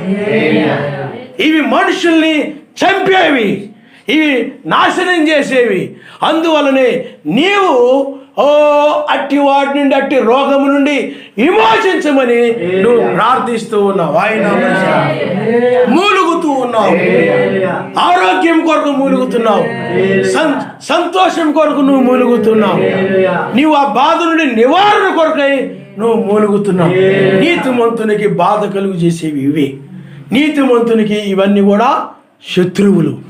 ఎందుకనంటే ఆయన ఆ విధంగా చెప్పాడు, లోక సంబంధమైన వాటి మీద మీరు మనసు పెట్టుకొనకుడు, కానీ పైన వాటి మీదనే మీరు మనసు పెట్టుకోవాలి. కాబట్టి ఐగుప్తు సైన్యము వెంబడించిన రీతిగా ఇవి కూడా ఆలోచనలు హృదయములు వెంబడిస్తూ వస్తూ ఉన్నాయి. బాప్తిజం పొందారు, నామములో పరిశుద్ధాత్మ కలిగి ఉన్నారు, ఆయన వధువుగా ఉన్నారు, కానీ అవి వెంబడిస్తూనే ఉన్నాయి. వెలుపలకు వచ్చారు ఇజ్రాయెల్ ఐగుప్తు నుండి, కానీ ఐగుప్తు సైన్యము వెంబడిస్తూనే ఉంది. నిన్ను కూడా నీవు ఆయన నామంలో బాప్తిజం పొంది పరిశుద్ధాత్మను కలిగి ఉన్నప్పటికీ కూడా ఈ లోకంలోని ఆలోచనలు, ఈ లోక సంబంధమైనవి నిన్ను వెంబడిస్తూ ఉన్నాయి. అదే ఆ యొక్క లోక సంబంధమైన మనసే, లోక సంబంధమైనటువంటి ఇవే, ఈ శరీరమే ఒక ఏమైనా చెప్పండి అనారోగ్యమైనది. ఇది ఒక, అందుకనే ఈ రోగమే ఈ శరీరం, రోగమే ఈ శరీరం. అందుకని రక్తస్రావం నుండి, ఆ రక్తస్రావం అంటే ఈ శరీరమే. ఆమె రక్తస్రావం నుండి విమోచించమని మూలిగింది, నువ్వేమో ఈ శరీరం నుండి విమోచించమని మూలుగుతుంది. ఆమె రక్తస్రావం ఆమెను బాధ పెట్టింది, ఈ శరీరం నిన్ను బాధ పెడతావు. ఈ శరీరం నిన్ను ఏం చేస్తుంది చెప్పండి? బాధ పెడతా ఉంది. ఆమె విమోచించమని మూలిగింది, నువ్వు మూలుగుతున్నావు. ఆమె ఆయన ముట్టుడు ద్వారా, ఆయన వస్త్రపు చెగును ముట్టుడు ద్వారా, విశ్వాసము ద్వారా ఆమె బాగైంది, ఆమె బాగు చేయబడింది, మరలా యథాస్థితికి వచ్చి పూర్వస్థితిని పొందుకుంది. ఆమె రక్తస్రావం అనేది ఇక లేదు. ఇజ్రాయేల్ కూడా ఐగుప్తు సైన్యం మరి అన్నది వాళ్ళు చూడలేదు. అలాగే ఇప్పుడు కూడా నీవు కూడా వారు ఆ రోగముల కొరకై విమోచన కొరకై మూలిగారు. నీవైతే ఈ శరీరము విమోచన కొరకై నువ్వు మూలుగుతూ ఉన్నావు. ఎందుకంటే అసూయ, ద్వేషము, క్రోధము, కక్ష, ఆ యొక్క కామోద్రేకములు, వ్యభిచారములు, దొంగతనములు, నరహత్యలు, ఇవన్నీ ఆలోచనలు, అపవిత్రమైన ఆలోచనలు, ఇవన్నీ కూడా ఒక రోగమై ఉన్నాయి. ఇవన్నీ కూడా శరీరానికి సంబంధించినవి. ఇవన్నీ కూడా ఒక రోగమై ఉన్నాయి. కాబట్టి అవి కలిగి ఉన్న వాళ్ళు రోగులుగా ఉన్నట్టే లెక్క. అంటే వాళ్ళు పరిశుద్ధాత్మను కలిగి వాటి విమోచన కొరకై మూలుగుతూ ఉంటారు, ఆ రోగం నుండి విమోచించమని. అలా విమోచించడం కొరకై ఆయన రెండవసారి వస్తాడని వాక్యం చెప్తుంది. ఆయన హల్లెలూయా, హల్లెలూయా. ఇక్కడ చూడండి, మనము మలాకీ గ్రంథము 4వ అధ్యాయము, మలాకీ గ్రంథము 4వ అధ్యాయము 1వ వచనం నుండి మనం చదువుకుందాం. ఏలయనగా ఏలైనగా నియమించిన దినము వచ్చుచున్నది, కొలిమి కాలునట్లు అది కాలును, గర్విష్ఠులందరూ దుర్మార్గులందరూ కొయ్య కాలువలి ఉందురు, వారిలో ఒకనికి వేరైను చిగురైను లేకుండా రాబో దినము అందరినీ కాల్చివేయనని సైన్యములకు అధిపతికి యావే సెలవిచ్చున్నాడు. అయితే నా నామమందు భయభక్తులు గలవారు మీకు నీతి సూర్యుడు ఉదయించును, అతని రెక్కలు ఆరోగ్యము కలుగు చేయును. చూడండి, స్వస్థపరచు అంటే రోగము కలిగిన వారికి ఆరోగ్యము ఆయన రెక్కలు కలుగు చేయును. కనుక మీరు బయలుదేరి క్రొవ్విన దూడల వలె కొవ్విన దూడల వలె గంతులు వేయినట్లు గంతులు వేయుదురు. నేను నియమింపబో దినమున దుర్మార్గులు మీ పాదముల కింద ధూళి వలె ఉందురు, మీరు వారిని అనగదొరుకుదురని సైన్యములకు అధిపతి యావే సెలవిస్తూ ఉన్నాడు. ఆయన హల్లెలూయా, హల్లెలూయా. కాబట్టి రెండవసారి ఆయన వచ్చినప్పుడు స్వస్థపరుస్తాడు. మూలుగుతున్నటువంటి ఆయన వధువుని, ఆ రోగముతో ఆమె బాధపడతా ఉంది, ఐక్య విచారాలతో ఆమె బాధపడతా ఉంది, వాటి నుండి విమోచించమని, ఈ లోకాపేక్షలు బాధపడుతున్నట్టు ఆమెను విమోచించుట కొరకై, ఈ శరీరం నుండి విమోచించుట కొరకై, ఎందుకంటే అవన్నీ కూడా ఈ శరీరమే, వాటి నుండి విమోచించుట కొరకై ఆయన రెండవసారి ఆయన వస్తాడని, అదే భయంకరమైన దినమని, ఆయన రాకడ దినమే భయంకరమైన మహాదినం అంటారు. భయంకరమైన మహాదినం, భయంకరమైన దినము, మహాదినము. నోవ కాలంలో అది భయంకరమైన దినము, లోతు కాలంలో అది భయంకరమైన దినము, రాహాబని స్త్రీ కాలంలో అది భయంకరమైన కాలం. ఇది భయంకరమైన మహాదినం. ఇది భయంకరమైన మహాదినము. ఈ భయంకరమైన మహాదినాన్ని అంచె దినమని, యుగాంత దినమని, యుగ సమాప్తము దినమని, అది విమోచన దినమని, విమోచన దినం వరకు మీరు ఆత్మచేత ముద్రించబడి ఉన్నారన్నది బైబిల్. ఆమె ఆత్మచేత ముద్రించబడి ఉండి విమోచన దినం వరకు ఆమె మూలుగుతూ ఉందన్నమాట. ఆమె విమోచించు ఒక దినం ఉంది, ఆ రోగం నుండి విమోచించు ఒక సమయం ఉంది, ఒక జాబ్ ఉంది, ఒక కాలం ఉంది. ఆయన కాలముల ప్రకారమే ఆయన జరిగిస్తాడు.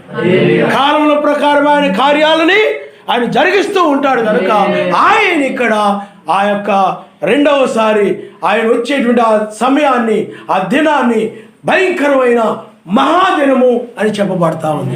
ఆ భయంకరమైన మహాదినములో ఆయన ఎవరైతే మూలుగుతూ ఉన్నారో వారిని స్వస్థపరుస్తాడని, అలాగే ఈ గర్విష్ఠులందరూ దుర్మార్గులందరూ ఆ కొయ్య కాలువలే ఉంటారని, వారిలో ఒకరు వేరైన చిగురైన లేకుండా అందరూ కాల్చివేయబడతారని చెప్పబడతారు. కాబట్టి ఇప్పుడు ఆయన 2 కార్యాలు కలిగి ఉన్నాడు ఇక్కడ మలాకీలో. ఒకటి ఏమిటంటే ఆయన వధువును స్వస్థపరచడం, రెండవది ఏమిటంటే గర్విష్ఠులు దుర్మార్గులైనటువంటి వారిని ఆయన వేరైన చిగురైన లేకుండా కాల్చివేయడం. కాబట్టి ఆయన 1993లో ఇదిగో నేను త్వరగా వస్తున్నానని చెప్పి ఆయన 1996లో ఆయన వేకు నక్షత్రముగా ఆయన బయలుపరుచుకున్నాడు. ఆయన మనస్తత్వం.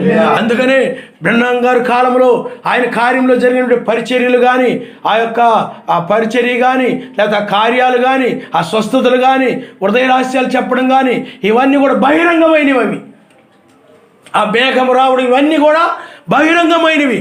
కానీ ఇది రహస్యమైంది కాబట్టి ఆయన కళల ద్వారా ఆ విధంగా రహస్యంగా జరిగిస్తూ ఉన్నాడు. ఆయన హల్లెలూయా, హల్లెలూయా.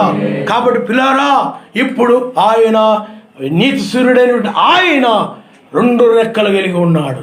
ఆయన మనిస్తాడు నీతి సూర్యుడు.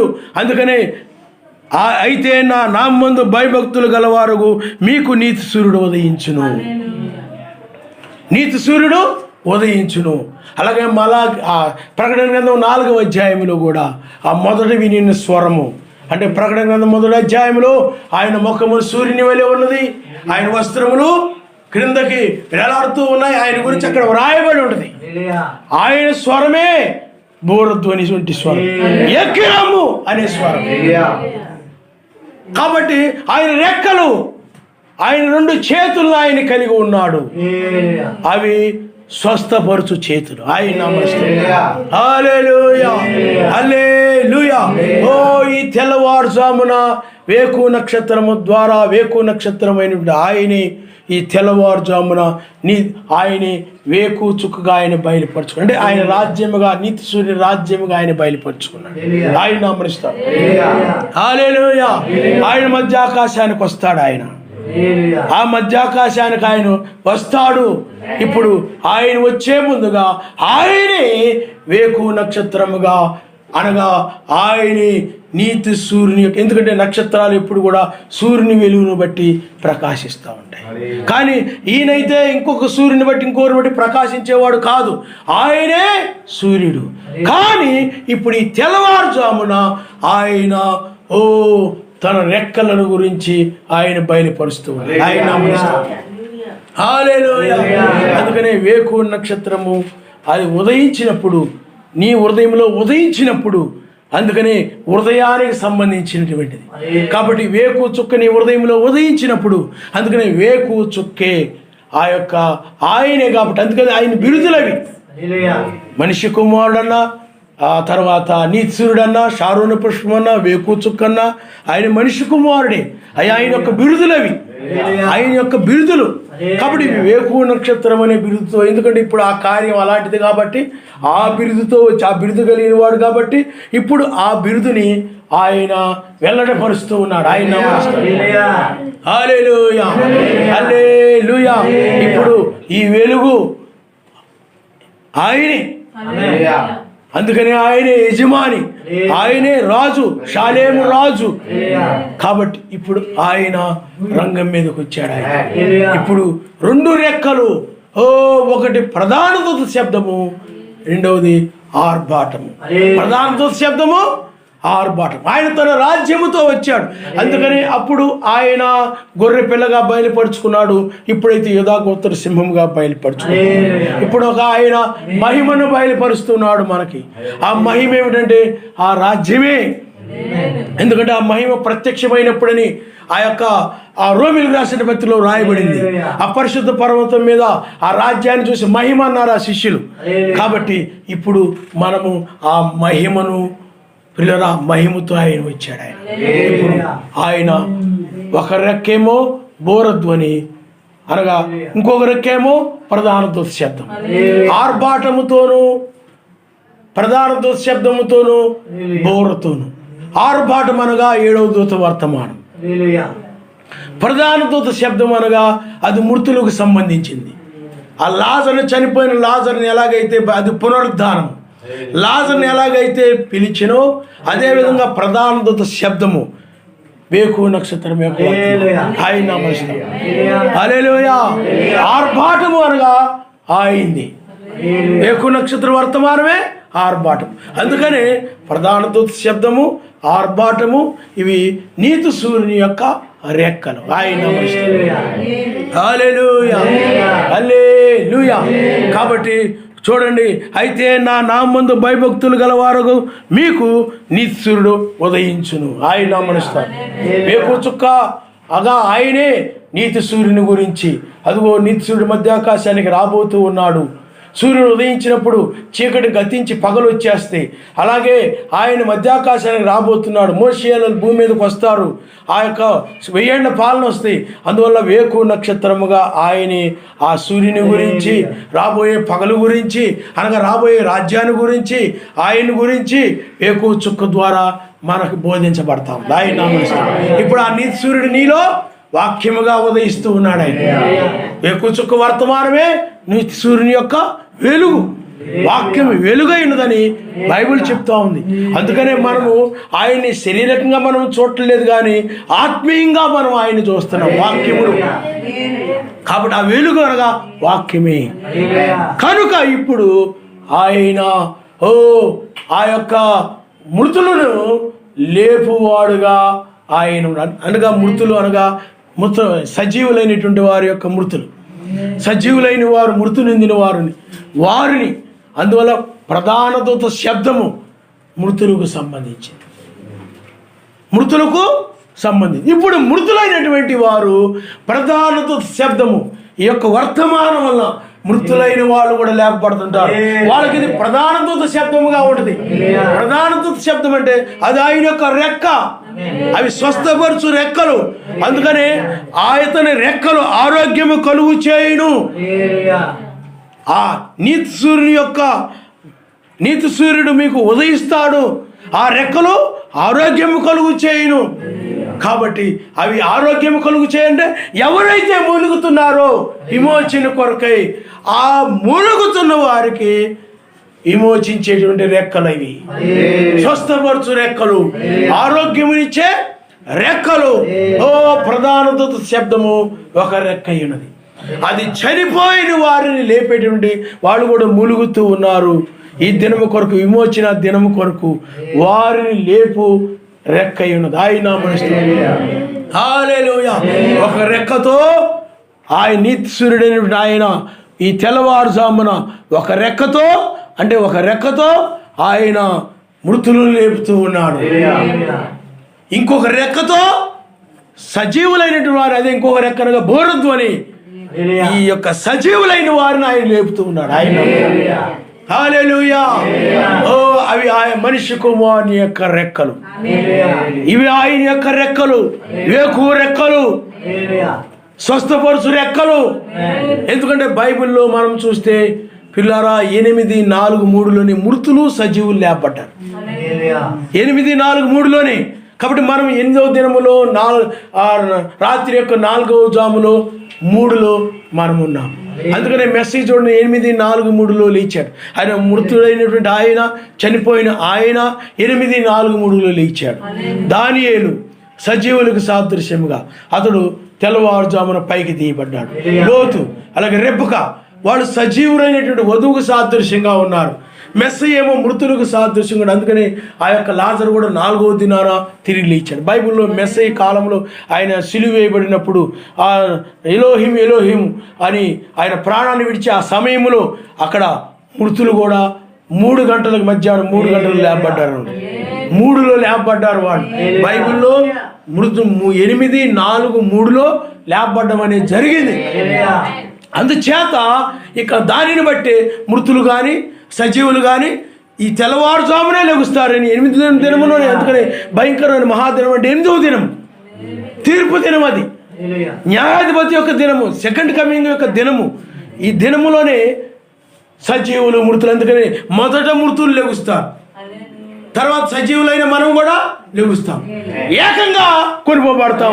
ఆయన అంటే ఏకకాలములో ఏకముగా మనము కొనిపోబడతాం. ఆయన హల్లెలూయా. ఇప్పుడు ఆయన రెక్కలు మన మధ్య ఉన్నాయి. ఆయన స్వస్థపరిచే రెక్కలు ఇవి. ఆత్మీయంగా ఎవరైతే మూలుగుతున్నారో దేహం యొక్క విమోచన కొరకై, ఆ యొక్క దేహము నుండి విమోచించే రెక్కలు. ఈ దేహం వల్ల కలిగేటువంటి బాధ నుండి నివారణ ఇచ్చేటువంటి రెక్కలు ఆయన హల్లెలూయా. కాబట్టి ఆయన తన రెక్కలతో ఇప్పుడు మన మధ్య పక్షిరాజు రెక్కలతో ఆ సర్వశక్తిమంతుడు మన మధ్య ఉన్నాడు. ఇప్పుడు మృతులను సజీవులను లేపువాడుగా ఉన్నాడు. ఆయన బ్రహ్మం గారు ఏం చెప్పారంటే ఆ పరిశుద్ధ పర్వతం మీద ఆయన రూపాంతరం చెందినప్పుడు ఆయన తన రాజ్యాన్ని బయలుపరిచాడు.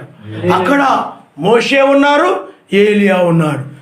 మోషే ఏమో మృతులకు సాదృశ్యంగా ఉన్నాడని, ఏలియా ఏమో సజీవులకు సాదృశ్యంగా ఉన్నాడని చెప్పాడు. ఆయన నామస్తున్నారు.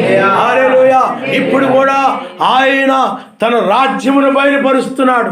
అందుకని ఆయన ఏం చెప్పాడనంటే, మీరు నన్ను చూసే వరకు మరణించరని అనలేదు, ఆ రాజ్యమును చూసే వరకు ఇక్కడున్న వాళ్ళు కొందరు మరణించరని చెప్పాడు. ఆయన నామస్తున్నారు. హల్లెలూయా. అంటే ఇప్పుడు కూడా మన మధ్య ఆయన రాజ్యం ఉన్నది ఆ పరిశుద్ధ పర్వతం మీద. అందుకని పేతురు గారు రాస్తూ ఉన్నాడు, ఆ పరిశుద్ధ పర్వతం మీద మేము చూసిన ఆ మహత్యమును, కన్నులారా మేము చూసిన ఆ మహత్యమును, ఆ మహత్యాన్ని బట్టే మేము మీకు తెలియజేశాం, ఇంతకంటే స్థిరమైనది ఒకటి ఉందని చెప్పారు. హల్లెలూయా. అందుకనే బ్రహ్మం గారు ఏం చెప్పారంటే, అది పరిశుద్ధ పర్వతం మీద అది ముందు ప్రదర్శన, రాకడ యొక్క ముందు ప్రదర్శన చెప్పాడు ఆయన. వాక్య ఆయన చెప్పిన దానికి దీనికి కరెక్ట్గా సరిపోతుంది, బయలుపరచబడిందని. అది రాకడ యొక్క ముందు ప్రదర్శన అని చెప్పాడు. ఆ పరిశుద్ధ పర్వతం మీద జరిగింది. అదే సన్సెట్ పర్వతం మీద జరిగినటువంటిదేమో అది పరిశుద్ధ పర్వతం మీద జరిగినటువంటి ప్రదర్శన వంటిదే అని చెప్పాడు ఆయన. అదే ఆ రాకడకు సంబంధించిన ముందు ప్రదర్శన. కానీ ఇప్పుడైతే ఆయన యొక్క రాకడలో ఇప్పుడు మరలా తన రాజ్యమును ఇక్కడ ఆయన బయలుపరుస్తూ ఉన్నాడు. ఆయన హల్లెలూయా. ఏలియా ఆత్మ కలిగిన నీవు ఇప్పుడు సజీవులుగా ఉన్నాడు. నీవు ఆ ఏలియా నీకు సాదృశ్యంగా ఉన్నాడు. ఆయన మోషే అయినట్లయితే ఆ యొక్క మృతులైనటువంటి వారికి సాదృశ్యంగా ఉన్నాడు. కాబట్టి ఇప్పుడు ఏలియా అక్కడ మోషే ఆ పరిశుద్ధ పర్వతం మీద ఉన్న రీతిగానే ఇక్కడ సజీవులు ఉన్నారు, మృతులు ఉన్నారు. ఆ రాజ్యం యొక్క ఎవరున్నారు చెప్పండి? పరిశుద్ధ పర్వతం మీద మృతులు ఉన్నారు, సజీవులు ఉన్నారు. ఇప్పుడు కూడా ఆయన రాజ్యం అంటే ఏమిటో బయలుపరచబడింది. ఇది స్థిరమైన రాజ్యము, ఇది స్థిరముగా ఉండేది. అందుకనే ఏప్రిల్ రాసిన పత్రికలో రాయబడి ఉంటుంది. ఏప్రిల్ రాసిన పత్రికలో అక్కడ 12వ అధ్యాయంలో ఇక్కడ ఈ లోకమైతే కదల్చబడేటువంటిది, ఇదంతా కూడా కదల్చబడేటువంటిది, కానీ కదల్చబడనటువంటిది. ఈ కదల్చబడేటువంటిది బొత్తిగా తీసివేయబడి కదల్చబడినది స్థిరం, అంటే కదల్చబడకుండా ఉండేది స్థిరముగా ఉండవాలని ఆయన నామమున. హల్లెలూయా. కాబట్టి ఇప్పుడు మనము ఈ యొక్క తెల్లవారుజాములో ఆయన యొక్క రాజ్యముతో ఆయన అనగా నీతి, ఎందుకంటే ఒక త్రికోణము నీతి సూర్యుడు, ఒక త్రికోణము అది ఆయన యొక్క రాజ్యము. కాబట్టి నీతి సూర్యుడు ఆ వేకు నక్షత్రం అనగా నీతి సూర్యుడే తన రాజ్యముతో వచ్చాడని తెలియజేస్తాడు. ఆ పరిశుద్ధ పర్వతం నీతి సూర్యుడు ఎలాగైతే తన రాజ్యాన్ని ప్రదర్శించాడో ఇప్పుడు కూడా వేకు నక్షత్రం అనగా ఆత్మీయంగా నీతి సూర్యుడు తన రాజ్యముతో, ఈ నక్షత్రం వలె 1000 ఏళ్ల పాలన ఉంటుంది. వేకు నక్షత్రముగానే ఉంటాడు ఆయన 1000 ఏళ్ల పాలనలో. అంటే ఆయన నీతి సూర్యుడిగా ఉంటాడు. నీతి, సమాధానం, పరిశుద్ధాత్మ ఆనందం అనేది పగల వలె ఉంటుంది అన్నమాట, ఒక నక్షత్రం వలె. అందుకనే దావీదు నక్షత్రానికి చాలా ప్రాముఖ్యత ఉంది. ఇజ్రాయిల్లో 7 దీపస్తంభాలని ఇంకేవో వాళ్ళకు ఉన్నాయి, అంజూరపు చెట్టు, ఇలాగా కొన్ని ఉన్నాయి వాళ్ళకి. కానీ ఇవన్నీ కాకుండా వాళ్ళ జాతీయ జెండాని, ఆ యొక్క జెండాలో ఆ యొక్క నక్షత్రాన్ని వాళ్ళు ఎన్నుకోవడంలో సర్వశక్తిమంతుని యొక్క చిత్తం ఉంది. ఆయన దావీదు కేడమనగా రక్షణ, కేడమనగా రక్షణ. కాబట్టి ఆ యొక్క నీతి సూర్యుడే తన రాజ్యంతో వచ్చాడు. ఇప్పుడు మృతులకు స్వస్థత, సజీవులైన నీకు కూడా ఈ తెల్లవారుజామున ఈ ఉదయకాల వర్తమానం బట్టి, ఈ వాక్యమును బట్టి నీ బాధ కూడా నివారణ అయిపోద్ది. ఆయన ఈ వర్తమానం బట్టి, ఈ వర్తమానం విశ్వసించడం ద్వారా, ఈ వర్తమానం నేను నమ్మి, ఎందుకంటే ఈ వర్తమానము నీకు ఎత్తబడే విశ్వాసాన్ని ఇస్తాయి. ఆనాడు ఆయన ఆయన ఆయన కార్యాలను బట్టి ఆమెకు స్వస్థపరచబడే విశ్వాసం వచ్చింది ఆవిడికి. ఆయన గురించి ఆ మాటలు విన్నప్పుడు నేను కూడా ఆయన ముడితే స్వస్థపరచబడతాను ఒక విశ్వాసం వచ్చింది. ఇప్పుడు కూడా ఈ వర్తమానాన్ని బట్టి ఇప్పుడు నేను కూడా ఈ వర్తమానాన్ని నమ్మినట్లయితే, ఇప్పుడు కూడా నేను ఈ రాజ్యంగా మారినట్లయితే నేను ఎత్తబడతాను ఇప్పుడు అనేటువంటి ఒక విశ్వాసం నీలో ఎత్తబడడానికి కావాల్సిన విశ్వాసం నీకు ఇప్పుడు కలుగుతుంది. ఎప్పుడైతే ఈ యొక్క విశ్వాసం నీకు వచ్చిందో అప్పుడు ఈ యొక్క బాధ అంతా కూడా నీకు పోతాయి. అసూయలు నిన్ను విడిచిపెట్టేస్తాయి, లోక విచారాలని వెలుపులకు వెళ్ళిపోతాయి, ధనాపేక్షలన్నీ బయటికి వెళ్ళిపోతాయి. ఈ నిన్ను బాధ పెట్టేటువంటి ఆయన ఎప్పుడు పెళ్ళి అయిద్దా ఏంటా, ఈ పెళ్ళిళ్ళ గురించి, తినడం గురించి, త్రాగడం గురించి, అమ్ముకోవడం గురించి, కొనుక్కోవడం గురించి, కట్టుకోవడం గురించి, ఈ విచారాలన్నీ కూడా, ఈ ఆపేక్షలు, అసూయ, ద్వేషము, ఇలాంటి కామోద్రేకములు, లేకపోతే దొంగతనములు, ఇలాంటి చెడ్డ ఆలోచనలన్నీ కూడా నీలో నుండి పోయి ఇప్పుడు వాటన్నిటిని కూడా నువ్వు విమోచించబడి ఇంకా అవి నిన్ను ఇక బాధ పెట్టవు. కారణం ఏమిటంటే ఇప్పుడు నీలోనిక ఆయన వేకు నక్షత్రముగా వచ్చింది, ఆయన ప్రభావం వచ్చింది నీలోని, ఆయన వాక్యం నీలోకి వచ్చింది.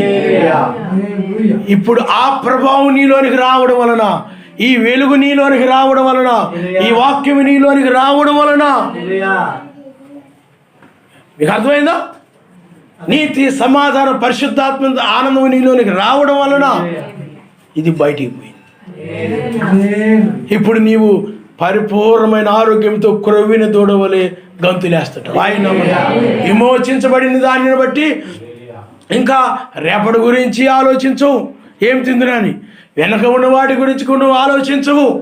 ఇప్పుడు ఆయన బట్టి నువ్వు ఆనందిస్తావు.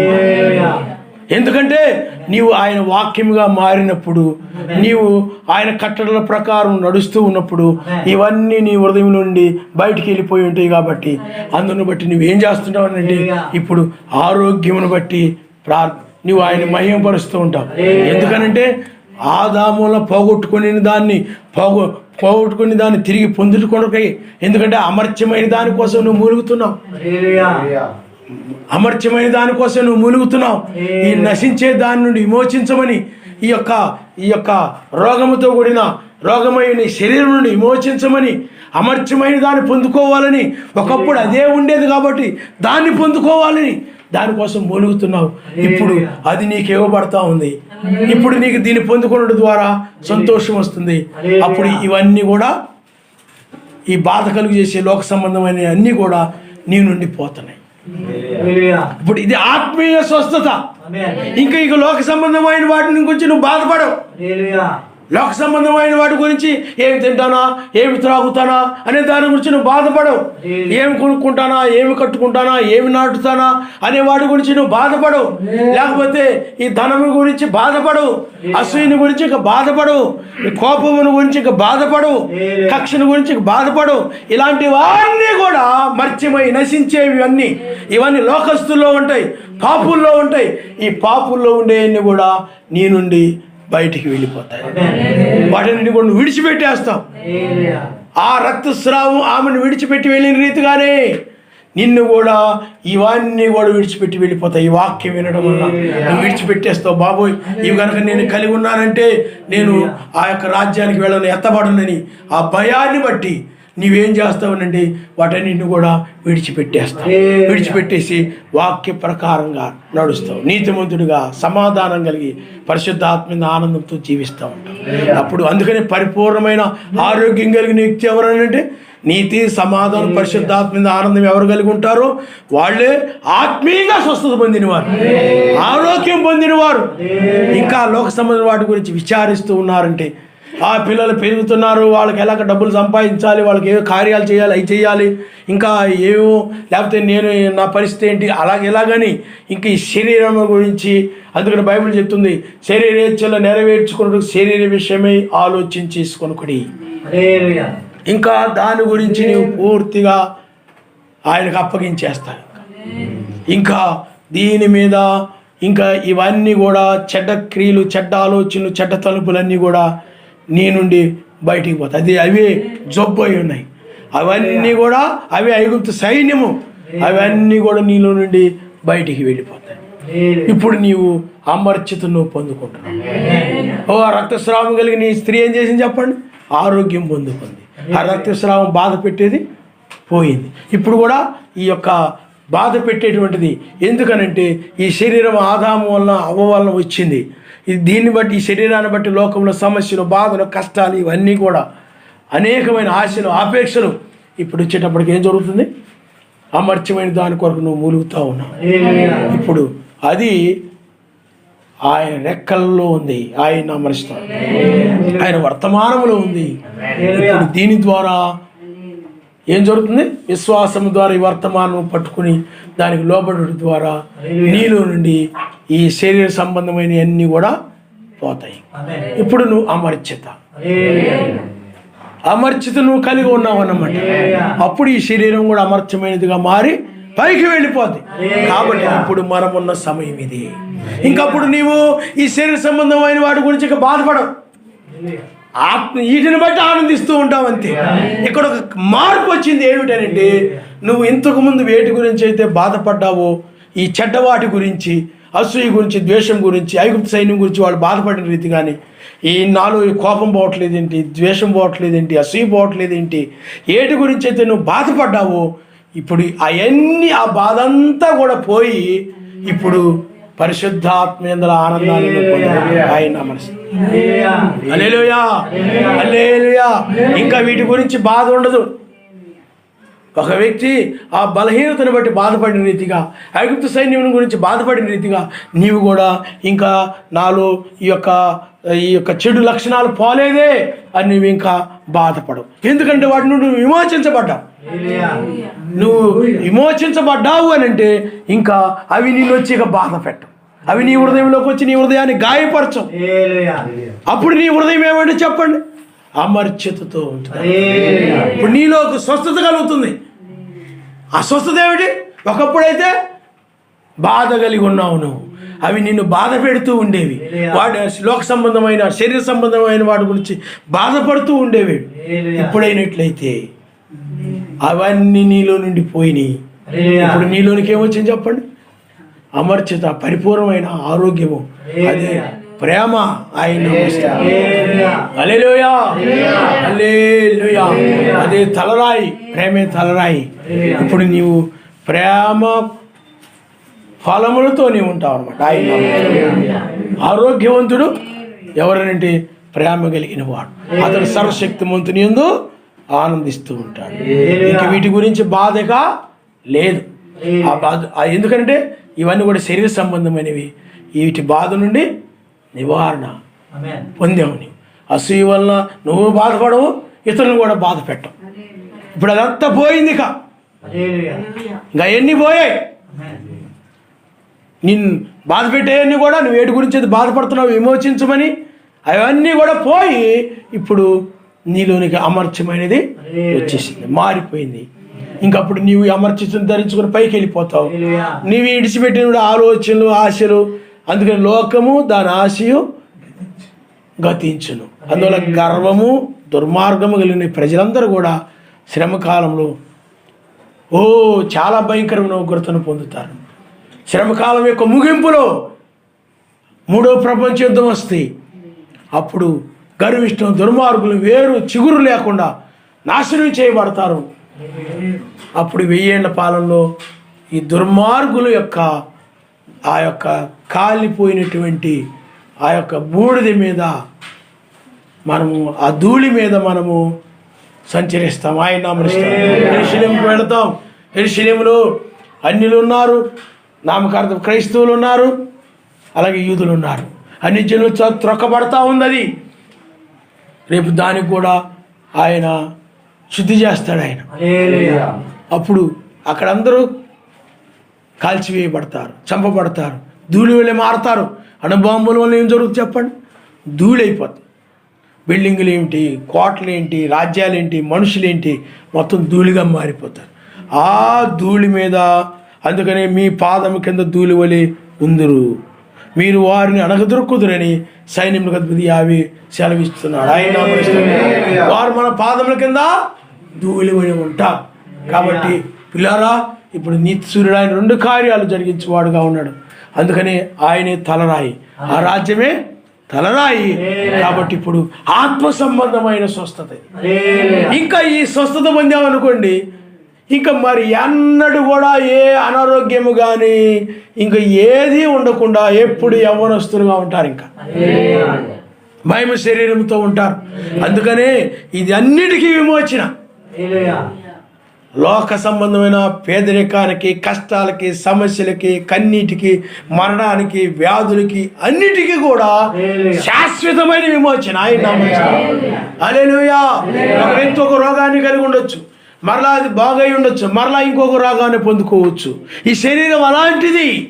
కానీ నువ్వు మహిమ శరీరాన్ని పొందుకున్నప్పుడు, ఆ యొక్క ఆత్మీయ స్వస్థత పొందుకున్నప్పుడు, నీవు ఆ యొక్క ఆ బాధ నుండి విమోచించబడి సంతోషంలోనికి వచ్చినప్పుడు, ఆ పరలోక సంబంధమైన సంతోషంలోనికి వచ్చినప్పుడు, ఆ విమోచనలోనికి వచ్చినప్పుడు, మరి ఇంకా అలాంటివి ఏమీ ఇక నువ్వు చూడవు. అవి అలా కాల్చివేయబడతాయి, అలాగ బంధించబడతాయి. 1000 సంవత్సరాల అపవాది బంధించబడతాడు.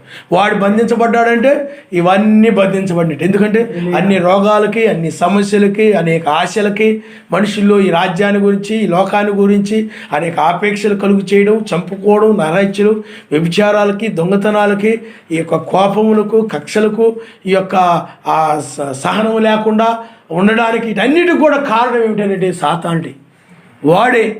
వాడు బంధించబడినప్పుడు భూమి మీద నీతి నివసించు. ఆయన హల్లెలూయా. కాబట్టి శరీరం నుండి మనకు పరిపూర్ణ విమోచన పొందేటువంటి కాలము ఇదే. విమోచన దినములో మనము ఆయన నామరుస్తాం.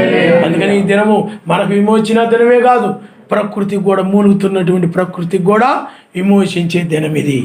కాబట్టి పిల్లారా, ఎప్పటి వరకు ఆ రక్తస్రావం కలిగిన స్త్రీ రక్తస్రావం వల్ల బాధపడింది, ఆమె దాని నుండి, ఆ బాధ నుండి నివారణ పొందింది. నీవు కూడా ఈ యొక్క శరీరాన్ని బట్టి, ఈ శరీరమే ఒక రక్తస్రావం వల్ల నిన్ను బాధ పెడుతూ వచ్చింది. కాబట్టి ఈ శరీరం నుండి ఇప్పుడు నువ్వు విమోచించబడి మహిమ శరీరాన్ని పొందుకొని స్వస్థత పొందిన వ్యక్తివిగా, ఇది ఆత్మీయ స్వస్థత. ఆయన నామమున హల్లెలూయా. కాబట్టి ఆయన ఇప్పుడు అలాగ స్వస్థపరిచే కాలంలో మనం ఉన్నాం. ఆ స్వస్థత మనకు కావాలి. ఈ దేహం నుండి మనం విమోచన కొరకై మనము మూలుగుతున్నటువంటి మనకి ఆయన స్వస్థపరచుడికై ఆయన ఇప్పుడు రంగం మీద ఉన్నాడు. కాబట్టి ఇప్పుడు ఆయన వల్ల నాకు స్వస్థత కలుగుతుందని ఈ వర్తమానం బట్టి నీకు విశ్వాసం కలుగుతుంది. ఆయన విమోచిస్తాడని వర్తమానం బట్టి నీకు విశ్వాసం కలుగుతుంది. ఇప్పుడు ఆయన నువ్వు అడిగితే, నాయనా నాలో నుండి, ఎందుకంటే తెల్లవారుజాములోనే ఆ యొక్క ఇజ్రాయేలు ఐగుప్తీయుల నుండి తెంచబడ్డారు, ఆరోగ్యం పొందారు. ఇప్పుడు కూడా ఆ రోగము నుండి, అలాగే శరీరం నుండి, శరీరాశల నుండి, అందుకని శిథిలమైపోయి శరీర సంబంధమైనవి, అందుకని ఇవన్నీ కూడా ఒక దినాన్ని శిథిలమైపోతాయి. ఒకప్పుడు ఎంతో ఆశతో గొప్పగా ఒక కోటను నిర్మించి ఉండొచ్చు, కానీ ఆ ఆశ దాంట్లో మేము ఆ కోటలో యుగాలు ఉండాలనుకోవచ్చు, కానీ అది ఒక దినాన్ని అది శిథిలమైపోతాయి. అప్పుడు వాళ్ళ ఆశలు కూడా శిథిలమైపోతాయి. ఇవన్నీ కూడా శిథిలమైపోయాయి. కానీ శాశ్వతమైన దానిలోనికి మనం ప్రవేశిస్తాం. శాశ్వత అమర్చ్యమైనది మర్చ్యమైన దాన్ని మింగివేస్తుంది. సజీవులైనటువంటి మనము మర్చ్యమైన దాన్ని మింగివేసే వాళ్ళంగా మనం ఉన్నాం. కాబట్టి ఆలోచన చేయండి, తల వంచుకోండి, మనం ప్రార్థన చేసుకోండి. నువ్వు అడగాలి, నాయనా నాకు విమోచన కావాలి, నువ్వు నాకు సహాయం చేస్తావు నాయన, నేను పొందుకుంటాను నాయన, ఆ మహిమ శరీరాన్ని పొందుకుంటానయ్యా, ఆరోగ్యాన్ని నేను పొందుకుంటాను నాయన, విడుదల నేను పొందుకుంటాను నాయన. ఇప్పుడు కనుక నేను ఈ వర్తమానం ప్రకారం ఉన్నట్లయితే, నేను ఈ వాక్యం ప్రకారంగా జీవించినట్లయితే, ఈ వాక్యం ప్రకారంగా నేను ఉన్నట్లయితే, ఈ భూ సంబంధం వాటి మీద మనసు పెట్టకుండా ఇప్పుడు నేను ఈ వాక్యం మీదే మనసు పెట్టినట్లయితే, నేను ఖచ్చితంగా ఈ శరీరం నుండి విమోచించబడతాను, ఆ బాధ నుండి నివారణ పొందుతాను. ఆ యొక్క ఆదాము దగ్గర నుండి ఈ బాధ, శరీరానికి సంబంధించినటువంటి బాధ, ఈ శరీర సంబంధమైనవి మనుషులను బాధ పెడుతూ వచ్చాయి. ఎన్నో అనగా 6000 సంవత్సరాలు ఉన్నటువంటి ఆ బాధ ఈ శరీరానికి, సృష్టికి తొలగిపోయేటువంటి సమయంలో మనం ఉన్నాం. సృష్టి కూడా మూలుగుతూ ఉంది, బాధపడుతూ ఉంది. ఇప్పుడు కూడా ఎందుకనంటే ఈ పాపపు జనులను బట్టి, పాపపు లోకాన్ని బట్టి బాధపడుతూ ఉంది. ఇప్పుడు అన్నిటికీ కూడా బాధ నివారణ ఆమె పొందిన రీతిగా నీవు కూడా శరీరమ స్వస్థత ద్వారా, అనగా ఆత్మ సంబంధమైన స్వస్థత ద్వారా అన్నిటి నుండి విమోచించబడే సమయం ఇది. ఆయన నామనిస్తాం. హల్లెలూయా, హల్లెలూయా. స్వస్థత పొందుటనగా ఒక బాధ నుండి నివారణ పొందడమే. ఈ శరీరం బాధ పెట్టేటటువంటిది.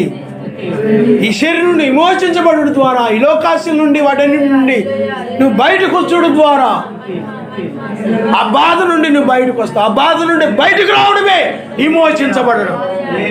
నువ్వు ఇంకా వీటి గురించి ఇంకా బాధపడుతూ ఉన్నావేమో, ఈ శరీర సంబంధమైన వాటి గురించి బాధపడుతూ ఉన్నావేమో, ఈ లోక సంబంధమైన వాటి గురించి నువ్వు ఇంకా బాధపడుతున్నావేమో. నీకు మంచి ప్రమోషన్ రాలేదు, మంచి ఉద్యోగం రాలేదు, మంచి పెళ్లి కాలేదు, లేకపోతే ఇంకా మంచి సంబంధాలు కుదరాలి, బాగా డబ్బు సంపాదించాలి, ఎప్పుడు సంపాదిస్తానా, ఏమిటా, అలాగే ఇలాగని వీటన్నిటి గురించి నువ్వు బాధపడుతూ ఉన్నావేమో. అలా బాధపడుతూ ఉన్నట్లయితే నీవు ఇంకా రోగముతో ఉన్నట్టే. వాటన్నిటిని కూడా ఇంకా నువ్వు బాధపడకుండా ఈ వర్తమానాన్ని బట్టి, ఈ రక్షణను బట్టి ఎప్పుడైతే నువ్వు ఆనందిస్తూ ఉంటావో అప్పుడు ఆ బాధలో నుండి నువ్వు బయటకు వచ్చినట్టే, ఆ రోగము నుండి బయటకు వచ్చినట్టే. హల్లెలూయా, హల్లెలూయా, హల్లెలూయా, హల్లెలూయా. ఓ లోకములో ఇంకా నేను అది పొందుకోలేదే, ఇది పొందుకోలేదే అని లోక సంబంధమైన వాటి గురించి ఇంకా నువ్వు బాధపడుతున్నావేమో. హల్లెలూయా, హల్లెలూయా, హల్లెలూయా. లోకంలో మనుషులు అధికారం కోసం బాధపడుతూ ఉంటారు. లోకములో ఆ వస్తువులు కొనుక్కోలేదే, ఈ వస్తువులు కొనుక్కోలేదే, ఆ వస్తువుల గురించి బాధపడుతూ ఉంటారు. రకరకాలుగా బాధపడిపోతూ ఉంటారు లోక సంబంధమైన వాటి గురించి.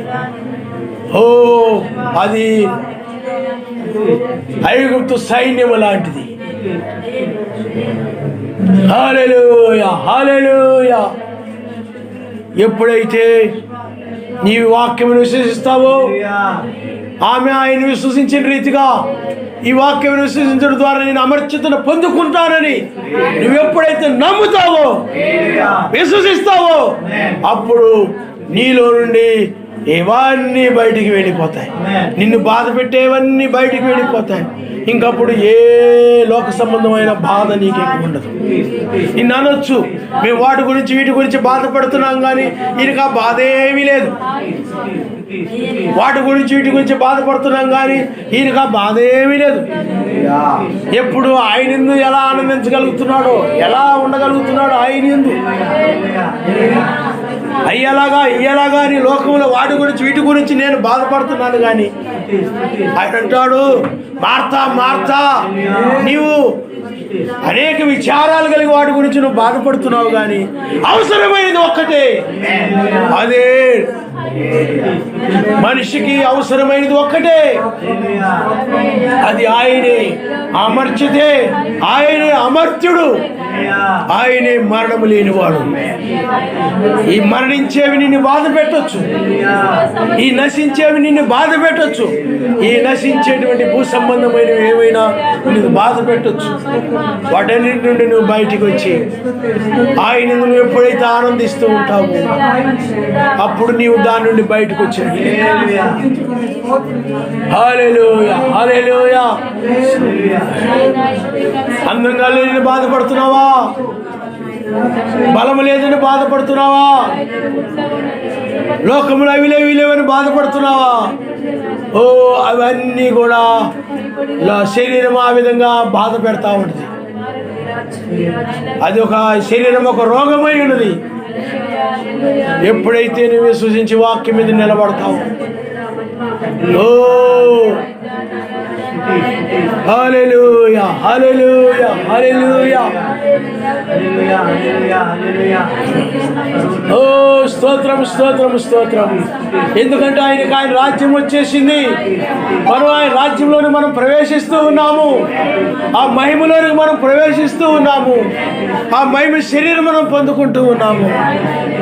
అప్పుడు ఎప్పుడైతే నువ్వు ఈ మహిమలోని ప్రవేశిస్తావో అప్పుడు ఆ బాధ అంతా నీలో. ఎప్పుడైతే నీవు ఆయన రాజ్యం రాబోతుందని, ఈ లోకం నాశనం కాబోతుందని నువ్వు నమ్ముతావో అప్పుడు ఈ బాధ అంతా నీలో నుండి బయటికి పోతుంది. లోక బాధలు నీలో నుండి బయటికి పోతాయి. ఎందుకంటే ఇక లోకం నాశనం కాబోతూ ఉన్నది.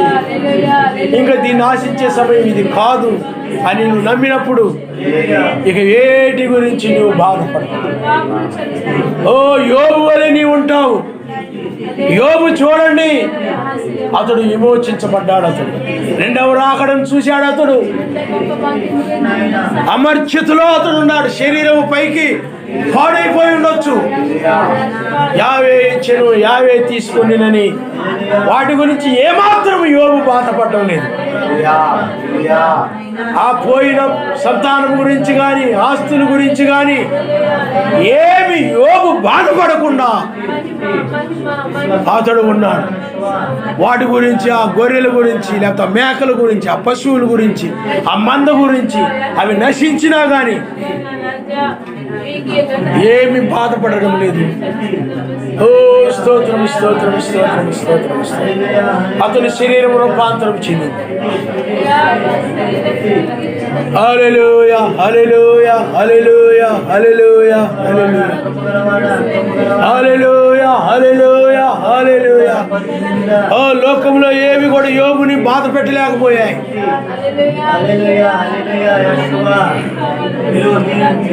హల్లెలూయా హల్లెలూయా హల్లెలూయా.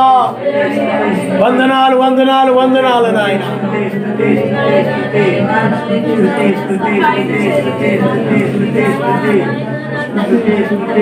ఓ ఇప్పుడు ఆయన వచ్చాడు కనుక, ఆయన రాజ్యం వచ్చి ఉన్నది కనుక ఆయన తన రాజ్యముతో వస్తాడని వాక్యం చెప్తా ఉంది. షాలేము రాజుగా వస్తాడని. షాలేము రాజు, ఆ రాజు తన రాజ్యముతో వచ్చాడు.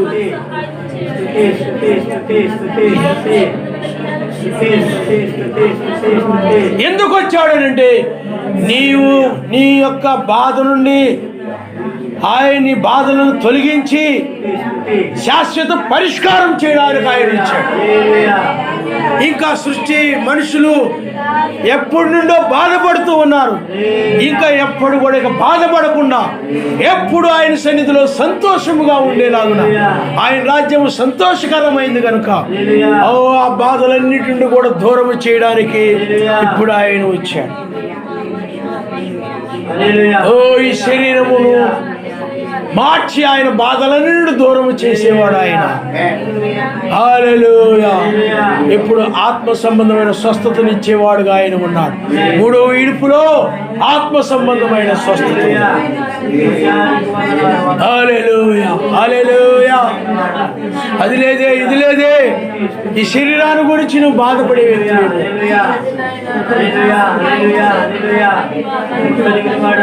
హల్లెలూయా హల్లెలూయా హల్లెలూయా.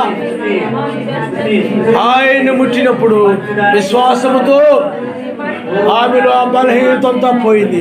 నీవు కూడా వాక్యం నమ్మినప్పుడు ఇది అంతం కాబోతుందని, నిత్యరాజ్యం రాబోతుందని నువ్వు నమ్మినప్పుడు ఇక దాన్ని బట్టి నువ్వు సంతోషిస్తావే తప్ప నిత్యమైన దాన్ని బట్టి నశించే దాని గురించి నువ్వు బాధపడవు.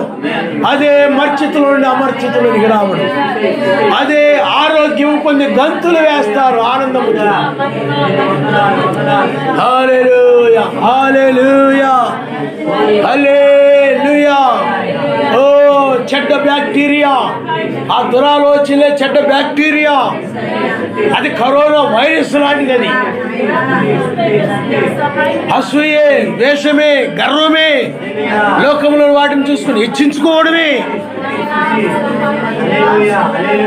ఇవన్నీ కూడా ఒక బ్యాక్టీరియా. రోగమును కలుగు చేసినటువంటి బ్యాక్టీరియా. ఇవి చెడ్డ బ్యాక్టీరియా. ఆ బ్యాక్టీరియా నుండి విమోచించేవాడుగా ఉన్నాడు ఆయన. హల్లెలూయా హల్లెలూయా హల్లెలూయా హల్లెలూయా. ఓ స్తోత్రం స్తోత్రం స్తోత్రం స్తోత్రం స్తోత్రం స్తోత్రం నాయన. ఓ నీకే మహిమ మా తండ్రి. ఆ స్వస్థత మాకు కావాలి, ఆ విమోచన మాకు కావాలి. దాని కొరకే నీవు వచ్చావు.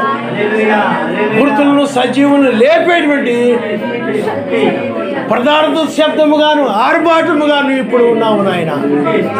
ఈ ప్రధాన శబ్దములో ఆర్భాటములో స్వస్థత ఉంది, ఆరోగ్యాన్ని ఇస్తాయి నాయన.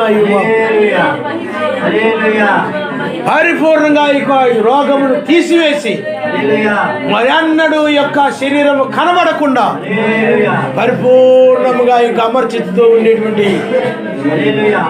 మరణం లేని శరీరంతో ఉండేటువంటి స్వస్థతనిచ్చేటువంటి హస్తములు నీవి నాయన. రెక్కలనగా హస్తాలు, చేతులు. హల్లెలూయా హల్లెలూయా హల్లెలూయా హల్లెలూయా హల్లెలూయా.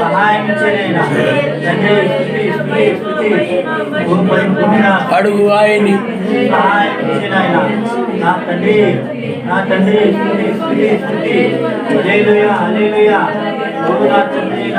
ఇంకా ఏ విధమైన ఆ అపవాది సంబంధం ఏది కూడా వచ్చి నీ హృదయంలో బాధపరచు. ఈ ఎల్లప్పుడూ ఆయన నువ్వు ఆనందిస్తూ ఉంటావు.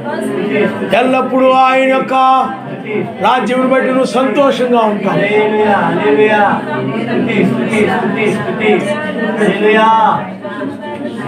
ఆయన ప్రేమ నీకు సంతోషాన్ని ఇస్తూ ఉంటుంది. ఎందుకంటే ఆయన నిన్నెంతో ప్రేమించాడు, రక్తం చిందించాడు, మళ్ళా రెండవసారి నీ కోసం వచ్చాడు. ఓ నీ కోసమే, నీకు శాశ్వతమైనటువంటి ఆ రాజ్యాన్ని ఇవ్వాలని లోకాన్ని నాశనం చేస్తుంది కూడా నీ గురించే. ఆ దుర్మార్గులని గర్విష్ఠులని నాశనం చేసి ఈ భూమిని మరలా నీవు పొందుకోబోతున్నావు. నీకు ఇస్తూ ఉన్నాడు ఆయన. నిన్నెంతో ప్రేమిస్తున్నాడో చూడు, ఆయన ప్రేమను చూడు. హల్లెలూయా హల్లెలూయా. ఆయన ప్రేమ వైపు చూచినప్పుడు ఈ లోకంలో దేని గురించి నీకు బాధపడు. హల్లెలూయా హల్లెలూయా హల్లెలూయా హల్లెలూయా.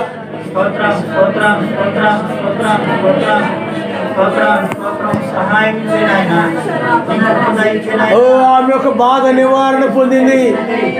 ఆమె ఆ యొక్క స్వస్థత ఆమె యొక్క వధువుకు సాదృశ్యంగా ఉంది.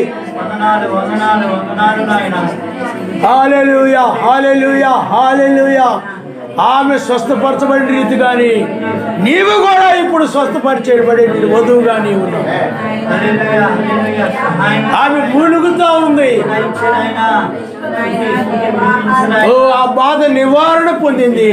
నీవు కూడా ఆ యొక్క బాధ నుండి, శరీరం యొక్క బాధ నుండి నివారణ పొందే సమయం ఇది. శరీర బలహీనతను గురించిన బాధ నుండి నివారణ పొందే సమయం ఇది. ఈ తెల్లవారుజాములోనే హల్లెలూయా హల్లెలూయా హల్లెలూయా హల్లెలూయా హల్లెలూయా హల్లెలూయా. స్తోత్రం స్తోత్రం స్తోత్రం స్తోత్రం స్తోత్రం. వందనాలు వందనాలు వందనాలు.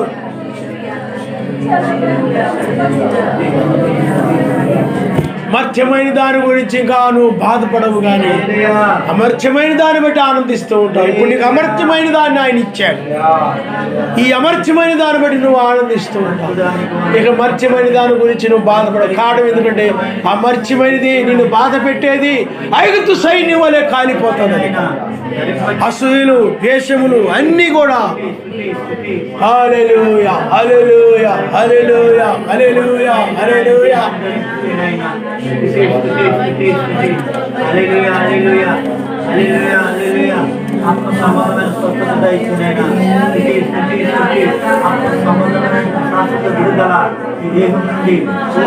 హల్లెలూయా. ఇంకా లోక విచారాలు, లోక బాధలు, లోక తలంపులు అవన్నీ నీలో నుండి పోతాయి. ఆ రక్తస్రావం పోయినట్టుగానే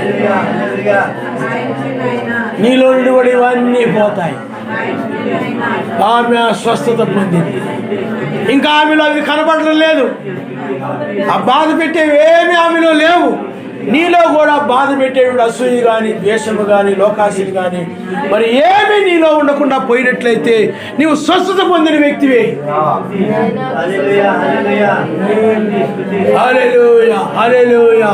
ఇంకా ఎవరైనా చూసినప్పుడు అసూయ పడుతున్నావేమో, నీవు ఇంకా స్వస్థపరచబడలేదు.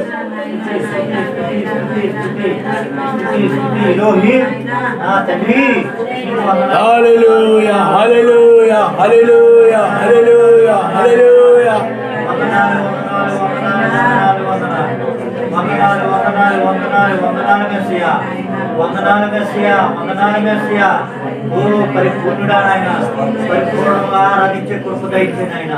హల్లెలూయా, హల్లెలూయా, హల్లెలూయా, హల్లెలూయా, హల్లెలూయా. ఓ ఇంకా వీటి చేత బాధించబడుతున్నావంటే, ఓ ఈర్ష్యతను బాధించబడుతున్నావంటే, ధనాపేక్షతను బాధించబడుతున్నావంటే, కోపము చేతను బాధించబడుతున్నావంటే, సహనము లేకుండా నువ్వు బాధించబడుతున్నావంటే, అసహనముతో బాధపడుతున్నావంటే ఇంకా నీవు ఆ యొక్క బలహీనతలో ఉన్నట్టే, శరీరములో ఉన్నట్టే, మర్చిపోయే శరీరంలో ఉన్నట్టే. హల్లెలూయా, హల్లెలూయా, హల్లెలూయా, హల్లెలూయా, హల్లెలూయా.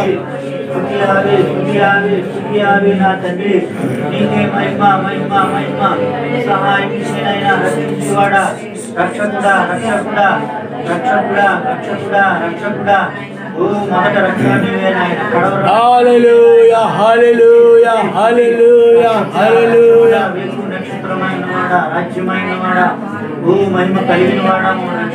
ఓ నీతి సూర్యుడు వేరు, ఎక్కువ చుక్క వేరు కాదు కానీ ఆయనే.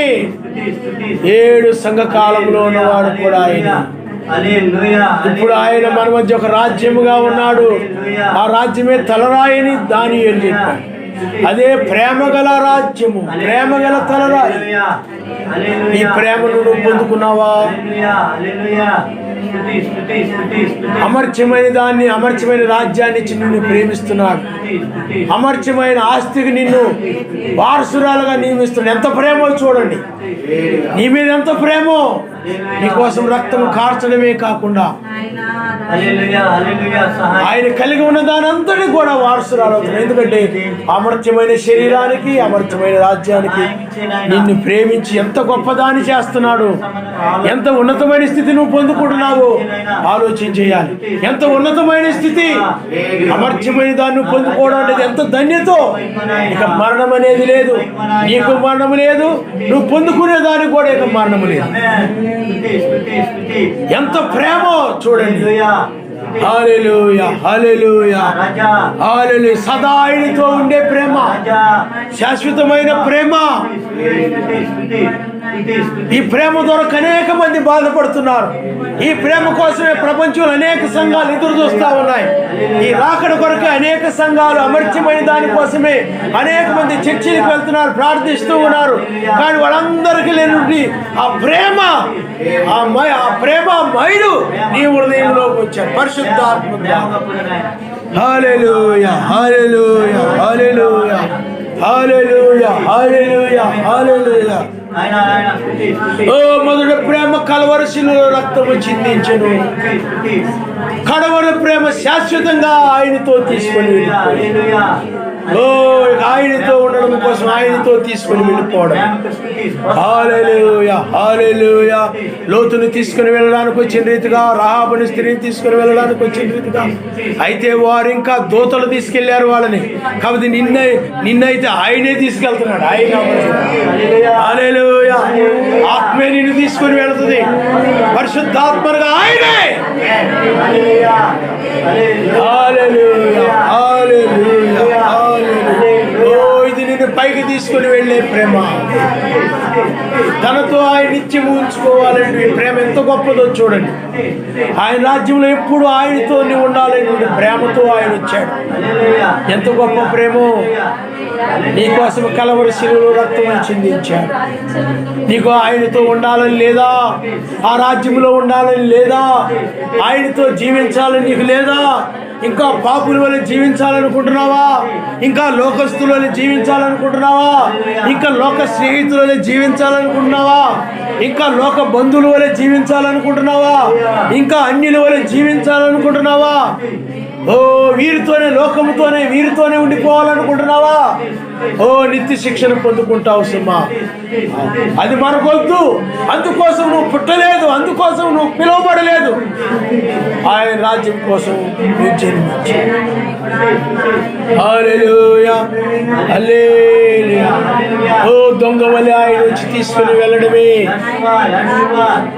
అది చివరి ప్రేమ. హల్లెలూయా, హల్లెలూయా, హల్లెలూయా, హల్లెలూయా. ఓ మొదటి ప్రేమ నా కొరకై కలవరి శిలువలో రక్తము చిందించెను. మొదటిసారి ఆయన వచ్చి తన ప్రేమ చేత కలవరి శిలువలో రక్షించాడు. ఓ రెండవసారి వచ్చి తన ప్రేమతో, తన ప్రేమ గల హస్తములతో నన్ను తనతో పాటు తీసుకుని వెళుతూ ఉన్నాడు. తనతో సదా ఉండాలి. నీవిక మరణాన్ని చూడకూడదని, నరకాన్ని చూడకూడదు. ఆ నరకంలో ఇంకా వేదన, బాధ అది నువ్వు చూడకూడదని, అది నువ్వు అనుభవించకూడదని నిన్ను దాని నుండి తప్పిస్తూ ఉన్నాడు. ఎంత ప్రేమ నీ పట్ల ఆయన ప్రేమ. హల్లెలూయా, హల్లెలూయా, హల్లెలూయా, హల్లెలూయా, హల్లెలూయా, హల్లెలూయా.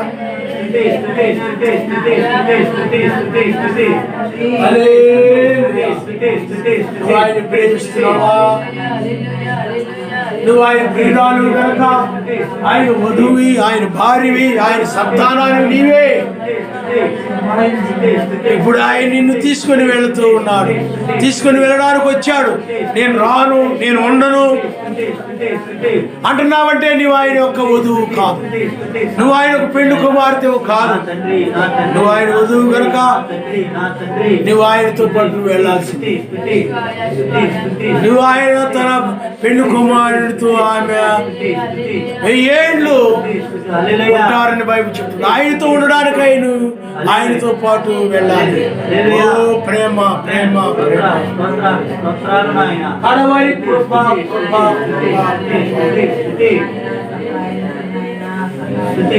హల్లెలూయా, హల్లెలూయా, హల్లెలూయా, హల్లెలూయా, హల్లెలూయా.